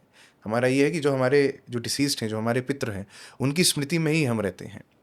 और उनकी स्मृति में रहते हुए भी जब 12th डे हमारा आता है, तो 12th डे पर जो कुछ दान के क्रम होते हैं, सेजिया दान, वो और उस व्यक्ति से जुड़े हुए कुछ प्रिय चीज़ें होती हैं, जो भी वो अपने जीवन काल में रहते हुए जिन चीज़ों का भोग ज़्यादा करता था, उनको दान करके, वो बेड हो सकता है, सोफ़ा हो सकता है, किसी को म्यूज़िक सुनना पसंद था तो स्पीकर हो सकता है, ऐसी चीज़ों का जो हमारे घर के पुरोहित जो कुल परंपरा से चले आ रहे हैं, सेजिया दान का इसको एक क्रम कहा जाता है, उनको ये दान करके तब फिर हम अपने जो जीवन कार्य में गणेश जी को पहले पूजा करके उस दिन से हम अपनी दिनचर्या को रिज्यूम करते हैं। तो बेसिकली ऐसे मैंने कहा, पंचभूत का शरीर पंचभूत में मिल जाए, इस बीच का जो क्रम है उसे हम अंतिम संस्कार या अंत्येष्टि कर सकते हैं। आपने देखा होगा बहुत सारे लोग हरिद्वार, काशी, यदि वो नहीं भी आ पाए तो वो काशी में या हरिद्वार में या इन पुनीत जगहों पर वो अस्थि लेकर के आते हैं, अस्थियों का विसर्जन करने आते हैं। कई सारे लोग वो जीते जी काशी नहीं आ पाते, तो उनकी इच्छा होती है कि मरणोपरांत उनकी जो अस्थि है कम से कम वो काशी के जो पुनीत पावन क्षेत्र है उसमें विलीन हो जाए, शिवमय, क्योंकि पूरी काशी ही शिवमय है। जैसे मैंने कहा, गंगा भी साक्षात शिव के जटा से निकली है, तो उनका भाव ये होता है कि उसका स्पर्श करने मात्र से कहीं शिव का स्पर्श हमें मिल जाए। तो इस भाव से पोस्ट डेथ रिचुअल्स भी साउथ इंडिया में तो साल भर चलता है। आप साल भर उसी तिथि पर, यदि व्यक्ति अष्टमी को उसका देहांत हुआ, तो प्रत्येक महीने की अष्टमी पर उसका श्राद्ध होता है। नॉर्थ इंडिया में 6 महीने 12 महीने का कंसेप्ट होता है, जिसे हम छमसी और बरसी कहते हैं, कि उस पर्टिकुलर डेट ऑफ डेथ से 6 महीने जब होंगे तब उनका छमसी करते हैं, 6 मंथ रिचुअल, फिर फाइनली हम बरसी यानी 12 मंथ रिचुअल हम करते हैं। तो क्या ये जो प्रक्रियाएं हैं, ये अलग हैं मणिकर्णिका घाट में या काशी में, for that matter, in comparison to rest of India? ये हर जगह यूनिक है। हर जगह यूनिक है। हर जगह यूनिक है, क्योंकि कुछ चीज़ों में शास्त्र पीछे हो जाता है, लोक परंपरा आगे हो जाती है। जैसे आप देखेंगी शादियां हमारे यहाँ, आप देखेंगी बंगाल में शादी का अलग Correct. परंपरा है, महाराष्ट्र में शादी का अलग साउथ परंपरा नॉर्थ है। सब अलग है। ये परंपरा कहीं शास्त्रों में आपको नहीं मिलेगी। वो लोक परंपरा, यानी उस परिवार में उस कुल देवी का जो लीनिएज है, कुल देवी की जिनकी भी आप पूजा कर रहे हैं, वहाँ से जो परंपराएं निकल रही हैं, आपके परिवार में जो पालन हुआ है कि शादी के पहले, शादी के बाद यहाँ जाकर माथा टेकना है, यहाँ पर हाथ का छापा लगाना है, शादी के समय में भी सेहरा जो है परिवार का ये व्यक्ति ही दूल्हे को पहनाएगा। ये जो छोटे छोटे जो कर्म है ना, यहाँ शास्त्र लोक परंपरा को आगे कर देता है। मरणोपरांत यानी डेथ रिचुअल्स में भी कुछ ऐसे ही है, और वो हर जगह वेरी करता है, हर जगह अलग है। सिमिलरली काशी में अलग है। आप साउथ इंडिया में, जैसे मैंने कहा, प्रत्येक महीने में आपको श्राद्ध कर्म करना है, वहीं आप हमारे नॉर्थ इंडिया में आएंगी वो अलग है, आप ईस्ट इंडिया में जाएंगी वो अलग है, वो बहुत सूक्ष्म हो जाता है। तो ये डाइवर्जन, और ये केवल ये नहीं कि श्राद्ध कर्म की विधि है, वो तंत्र मंत्र यंत्र तीनों की पूजा में आप देवताओं के मंदिर खुलने बंद होने का समय, जैसे अभी मैं कामाख्या गया तो वहाँ पर जो मंदिर है वो भगवती का 7-8 बजे खुलता है, हम लोग मंदिर 4 बजे खोल देते हैं भगवान का मंगला आरती करके। और आप इसी तरीके से साउथ में जाएंगे तो वहाँ प्रत्येक समय एक होता है कि मंदिर बंद रहने का। ज़रूरी नहीं, हमारे कई सारे हमारे मंदिर तो ऐसे हैं कि दिन रात भगवान दर्शन देने से, हमारे विंध्यवासिनी शक्तिपीठ है, 24 घंटे देवी वहाँ पर झांकी दर्शन देती हैं। आप अंदर नहीं जा सकते तो भी बाहर से आप देवी का दर्शन कर सकते हैं। ये लोक परंपराएं जगह जगह की उनके अपने लोकल फैक्टर्स को, culture, heritage, climate, food, climatic conditions को ध्यान में रख के अपनाया जाता है और वो ही सही है। अच्छा, बट जो कोर वैदिक विधि होगी, जैसे शादी की भी जो वैदिक विधि है, जी वो कोर 45 मिनट्स की सेम है जो योगिक टाइम से चली आ रही है, हज़ारों साल पहले से। फिर culture has come in between और वो पूरा एक तरीके से कहेंगे एक एड ऑन इफेक्ट हुआ। तो ऐसी तरीके से डेथ रिचुअल्स में भी ये चीज़ होल्ड करती है कि जो बेसिक है, वैदिक जो कोर प्रिंसिपल्स हैं वो सेम है, 13 दिन का अंत्येष्टि तो सभी को करना है। और जो मेथड होता है। मेथड भी लगभग लगभग अच्छा। परस्पर सबके लिए सेम है कि आपको जो 10th डे है, मतलब जो अंत्येष्टि कर रहा है, जिस भी व्यक्ति ने दाग संस्कार, जो आग दे रहा है, वो तो तुरंत ही उसको बाल बनवाने होते हैं, वो अपना मुंडन संस्कार तुरंत कर देता है। परंतु बाकी जो परिवार के सदस्य हैं वो 10th डे पर, 10वें दिन पर अपना मुंडन संस्कार कराते हैं। 11th डे पर कई सारे केसेस में जो एकोदिष्ट होता है, एक श्राद्ध की एक विधि एकोदिष्ट, वो श्राद्ध के कर्म 11th डे पर होते हैं। 12th डे पर नारायण बलि और गणेश जी की पूजा, और 13th डे पर ब्राह्मण का भोजन करके जो क्रम है वो हम मानते हैं कि पूरा हो गया, जब ब्राह्मण को हम आसन के साथ, भोजन के साथ और दक्षिणा के साथ विदाई कर देते हैं। और भोजन की भी जो ब्राह्मणों की भोजन की भी जो संख्या वो ऑड नंबर्स में 11, 21, 51, 101, तो ये जो हम क्रम पूरा कर देते तब हम मानते हैं कि अब हमारा जो ये पितृकर्म है ये 13 दिनों का ये अब हो गया, अब ये अब अपने जीवन के संस्कारों में अभी आगे की तरफ गति में बढ़ेंगे। ओके। किसी को अगर तो अपना खुद मणिकर्णिका घाट में कभी उनकी इच्छा होती है ना, कि हम हमारा अंतिम संस्कार वहाँ हो, स्पेशली जिनकी फैमिली ना हो, जी या फिर जिनकी फैमिली हो, वो अपने फैमिली वालों के लिए अगर तो करना चाह रहे हैं, तो प्रोसेस क्या है? बहुत ही सरल और सिंपल प्रोसेस है। और क्या नाम है, अब तो सरकारों की तरफ से बहुत सारी सुविधा भी हो गई हैं, कई सारे एम्बुलेंस भी है, बोट एम्बुलेंस भी है, नाव के माध्यम से भी आ सकते हैं। आप जब मणिकर्णिका पर पहुंचते हैं तो जो लकड़ियां वहाँ पर एक पूरा मार्केट बना हुआ है, और उनको आप परचेस करके जो भी जितना भी लकड़ी और उसके साथ में साखला जो लगता है, बेसिकली ये भी एक तरह का हवन ही है ना, तो जितनी सामग्रियाँ हवन में लगती हैं करीब करीब वही सारी सामग्रियाँ इस शरीर की आहुति देने में भी लगती हैं। तो घी, साकला, लकड़ी, कपूर, ये सारी चीज़ें इस शरीर का अंत्येष्टि करने में जो रखती हैं वो आप वहाँ से कर सकते हैं। कोई भी एक व्यक्ति आपका पुरोहित रूप में, यदि, क्योंकि कई सारे लोगों के तो पुरोहित तय होते हैं, वो जाते हैं उसके पहले उनको पता होता है इनको फ़ोन करना है, हमारा यही कराएंगे, जो उनके कुल परिवार में जो लोग कराते हैं। और जो जिनको नहीं पता है तो किसी भी व्यक्ति को वहाँ पर जा करके किसी भी डोम के साथ में, किसी भी पुरोहित के साथ में बात करके, एक पंडित होता है, पंडित आपको जो वैदिक रीति करानी है, कितने प्रदक्षिणा करना है, मुखाग्नि कैसे देनी है, ये सारी चीज़ें आपको वो गाइड करता है। और जो डोम होता है तो शरीर से जुड़े हुए जितने कृत्य है स्पर्श करके, वो सारे कर्म वो करेगा। ओके। क्या लेडीज़ ये प्रोसेस कर सकती हैं अपनी फैमिली मेम्बर्स के लिए? यदि परिवार में कोई भी व्यक्ति मेल मेंबर ना हो तो उनको करने का अधिकार है, बिल्कुल वो कर सकती हैं। अच्छा, ये भी जगहों जगहों पर वेरी करता है। जैसे गया में सीता जी ने खुद श्राद्ध किया, तो वहाँ पर तो पूर्णतः ये मान्यता है कि पूरा अधिकार है स्त्रियों को श्राद्ध कर्म करने का, और मैं भी इसका समर्थक हूँ। परंतु जो शास्त्र कहते हैं वो ज्येष्ठ पुत्र, जो परिवार में बड़ा जो पुत्र है, यदि भाई बहन भी हैं तो पुत्र यदि बड़ा है तो उसको करने का अधिकार है, या छोटा भी है तो पुत्र को करने का पहला अधिकार, ये हमारे शास्त्रों से ये प्रमाण मिलता है। लेकिन जो उनके संस्कार में अन्य बहुत सारी चीज़ें होती हैं, इसीलिए हम कहते हैं ना कि जब घर से हम निकलते हैं तो जीवन भर जो हमने अर्जित किया वो वहीं रह जाता है। शास्त्रों का ये उल्लेख है, हमने धन इकट्ठा किया, सोना इकट्ठा किया, चांदी इकट्ठा किया, वो सब ज्वेलरी बॉक्स में ही हमारे रह जाता है। घर की जो स्त्रियां हैं वो दरवाजे के कपाट तक हमारा साथ देती हैं, वहाँ से फिर जो हमारे मित्रगण बंधुगण वो हमें शमशान तक लेकर के आते हैं। आप बहुत रेयरली, आपने कभी ये फुटेज नहीं देखा होगा कि बहुत रेयर ही होगा कि कोई स्त्री जो है कंधा दे करके लेकर के जा रही है शव को। मैंने मंदिरा बेदी को देखा था हाल ही में। जी, मैं रेयर मैंने कहा, ये मैंने नहीं कहा कि नहीं है। तो जब वहाँ पर जाते हैं तो फिर वहाँ तक तो हमारा फिर शरीर भी नहीं है, फिर ये शरीर जो हमारा शरीर जो भी ये पंचभूत से बना हुआ, ये शरीर भी हमारा वहीं छूट जाता है। तो स्त्रियों का जो बताया गया स्त्रियों का स्थान वो दरवाजे के गेट तक है, वहाँ तक वो हमें विदा करती हैं। आगे बहुत सारे उसके अपने उस समय के भी कारण थे, जो सोशियो इकोनॉमिक कंडीशंस और बहुत सारे पैटर्न्स जो हुआ करते थे, उनको ये विश्वास नहीं था कि जो स्त्रियां, महिलाएं हैं, ये वहाँ की ऊर्जा को या जो एक्सट्रीम जो एक रिस्पॉन्स उनका होता है ऐसे सिचुएशंस में, जो घबराहट और बहुत सारी चीज़ें हम लोग देखते हैं हमेशा, बहुत ही यूजुअल है। ऐसा कुछ घर परिवार में होता है तो सबसे वर्स्ट अफेक्टेड इमोशनली कौन होता है घर में, तो हम जानते हैं उसका उत्तर क्या आएगा, उसी घर की कोई ना कोई फीमेल मेंबर ही होगी। तो उनको उस चीज़ से अवॉइड करने के लिए उनके जो जाने का प्रोसेस है, अग्निदाह करने का जो प्रोसेस है, तो एक जो ट्रॉमा और पेन है उससे उनको इम्यून करने के लिए ये चीज़ें कंसेप्ट उस समय बनाई गई थी। आज के समय में बहुत ब्लर है, लगभग हर कोई स्त्रियां जाती हैं शमशान घाट पर।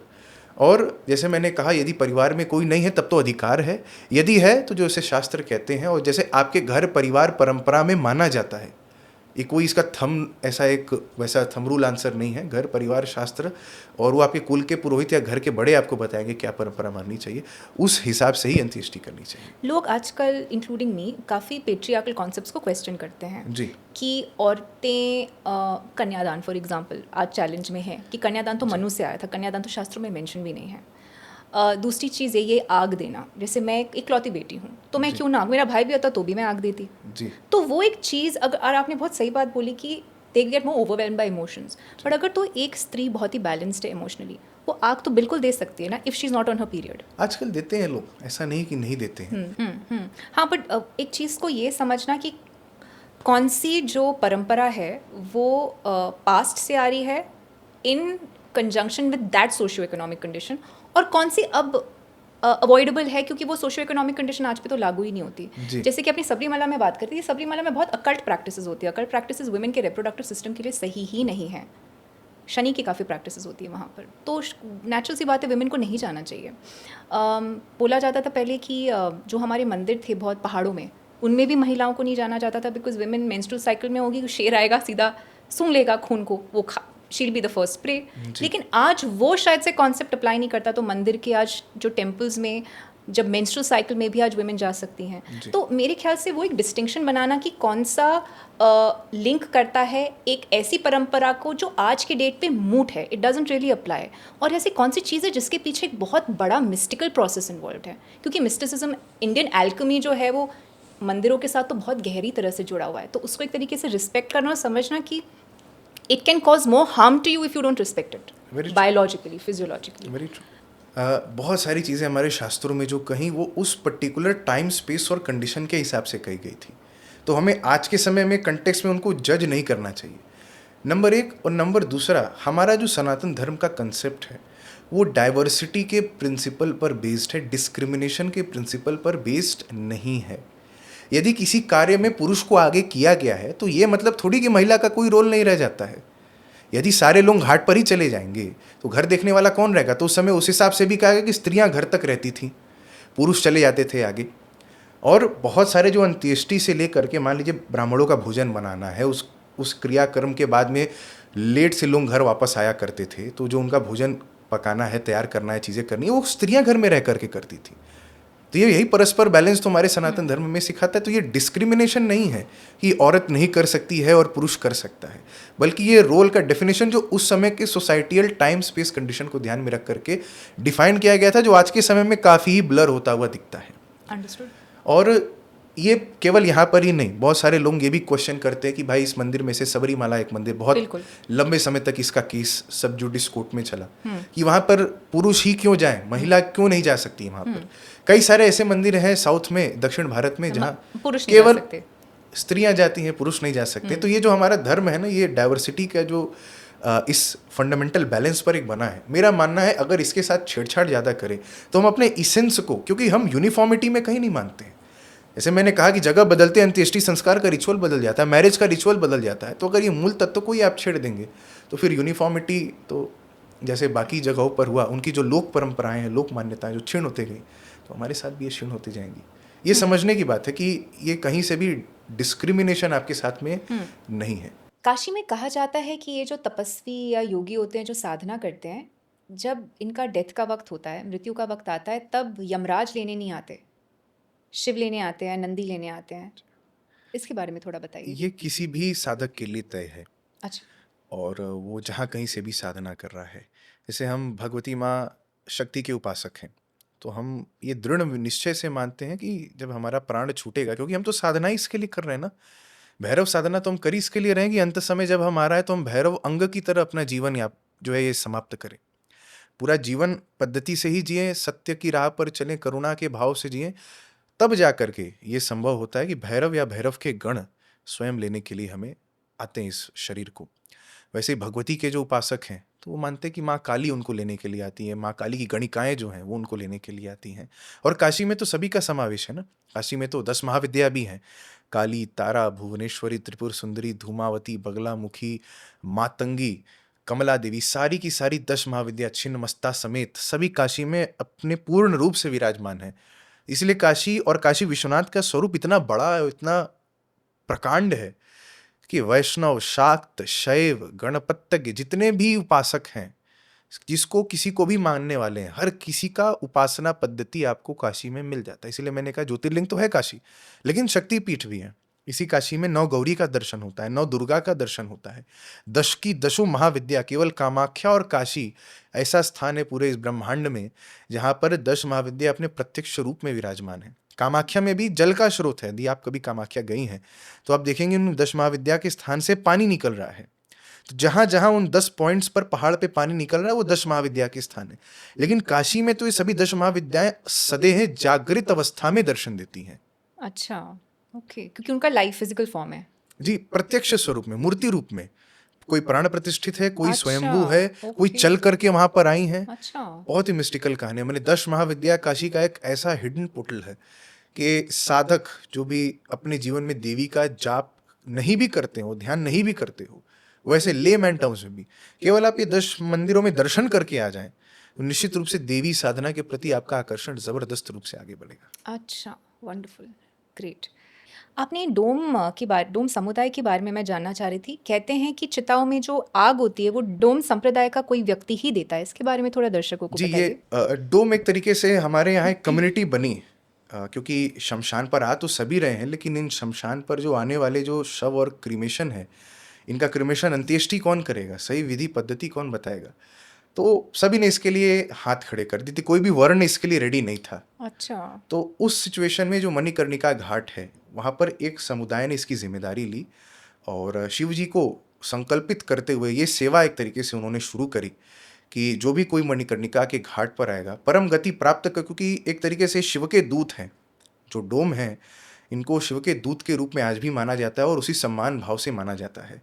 तो ये जो सर्कल है, जो सदगति पाने का जो एक तरीका है, डोम भी इसमें एक इम्पॉर्टेंट एलिमेंट है कि काशी में मरने से जो मुक्ति है, तो एक तरीके से ये डोम के हाथ से जब ये क्रिया अंत्येष्टि और सही विधि से हम करते हैं, उनके गाइडेंस में, उनके बताए हुए मार्ग और रास्ते से, क्योंकि अन्य कोई ये काम को कर नहीं सकता, वो ही इसको करने के अधिकारी हैं।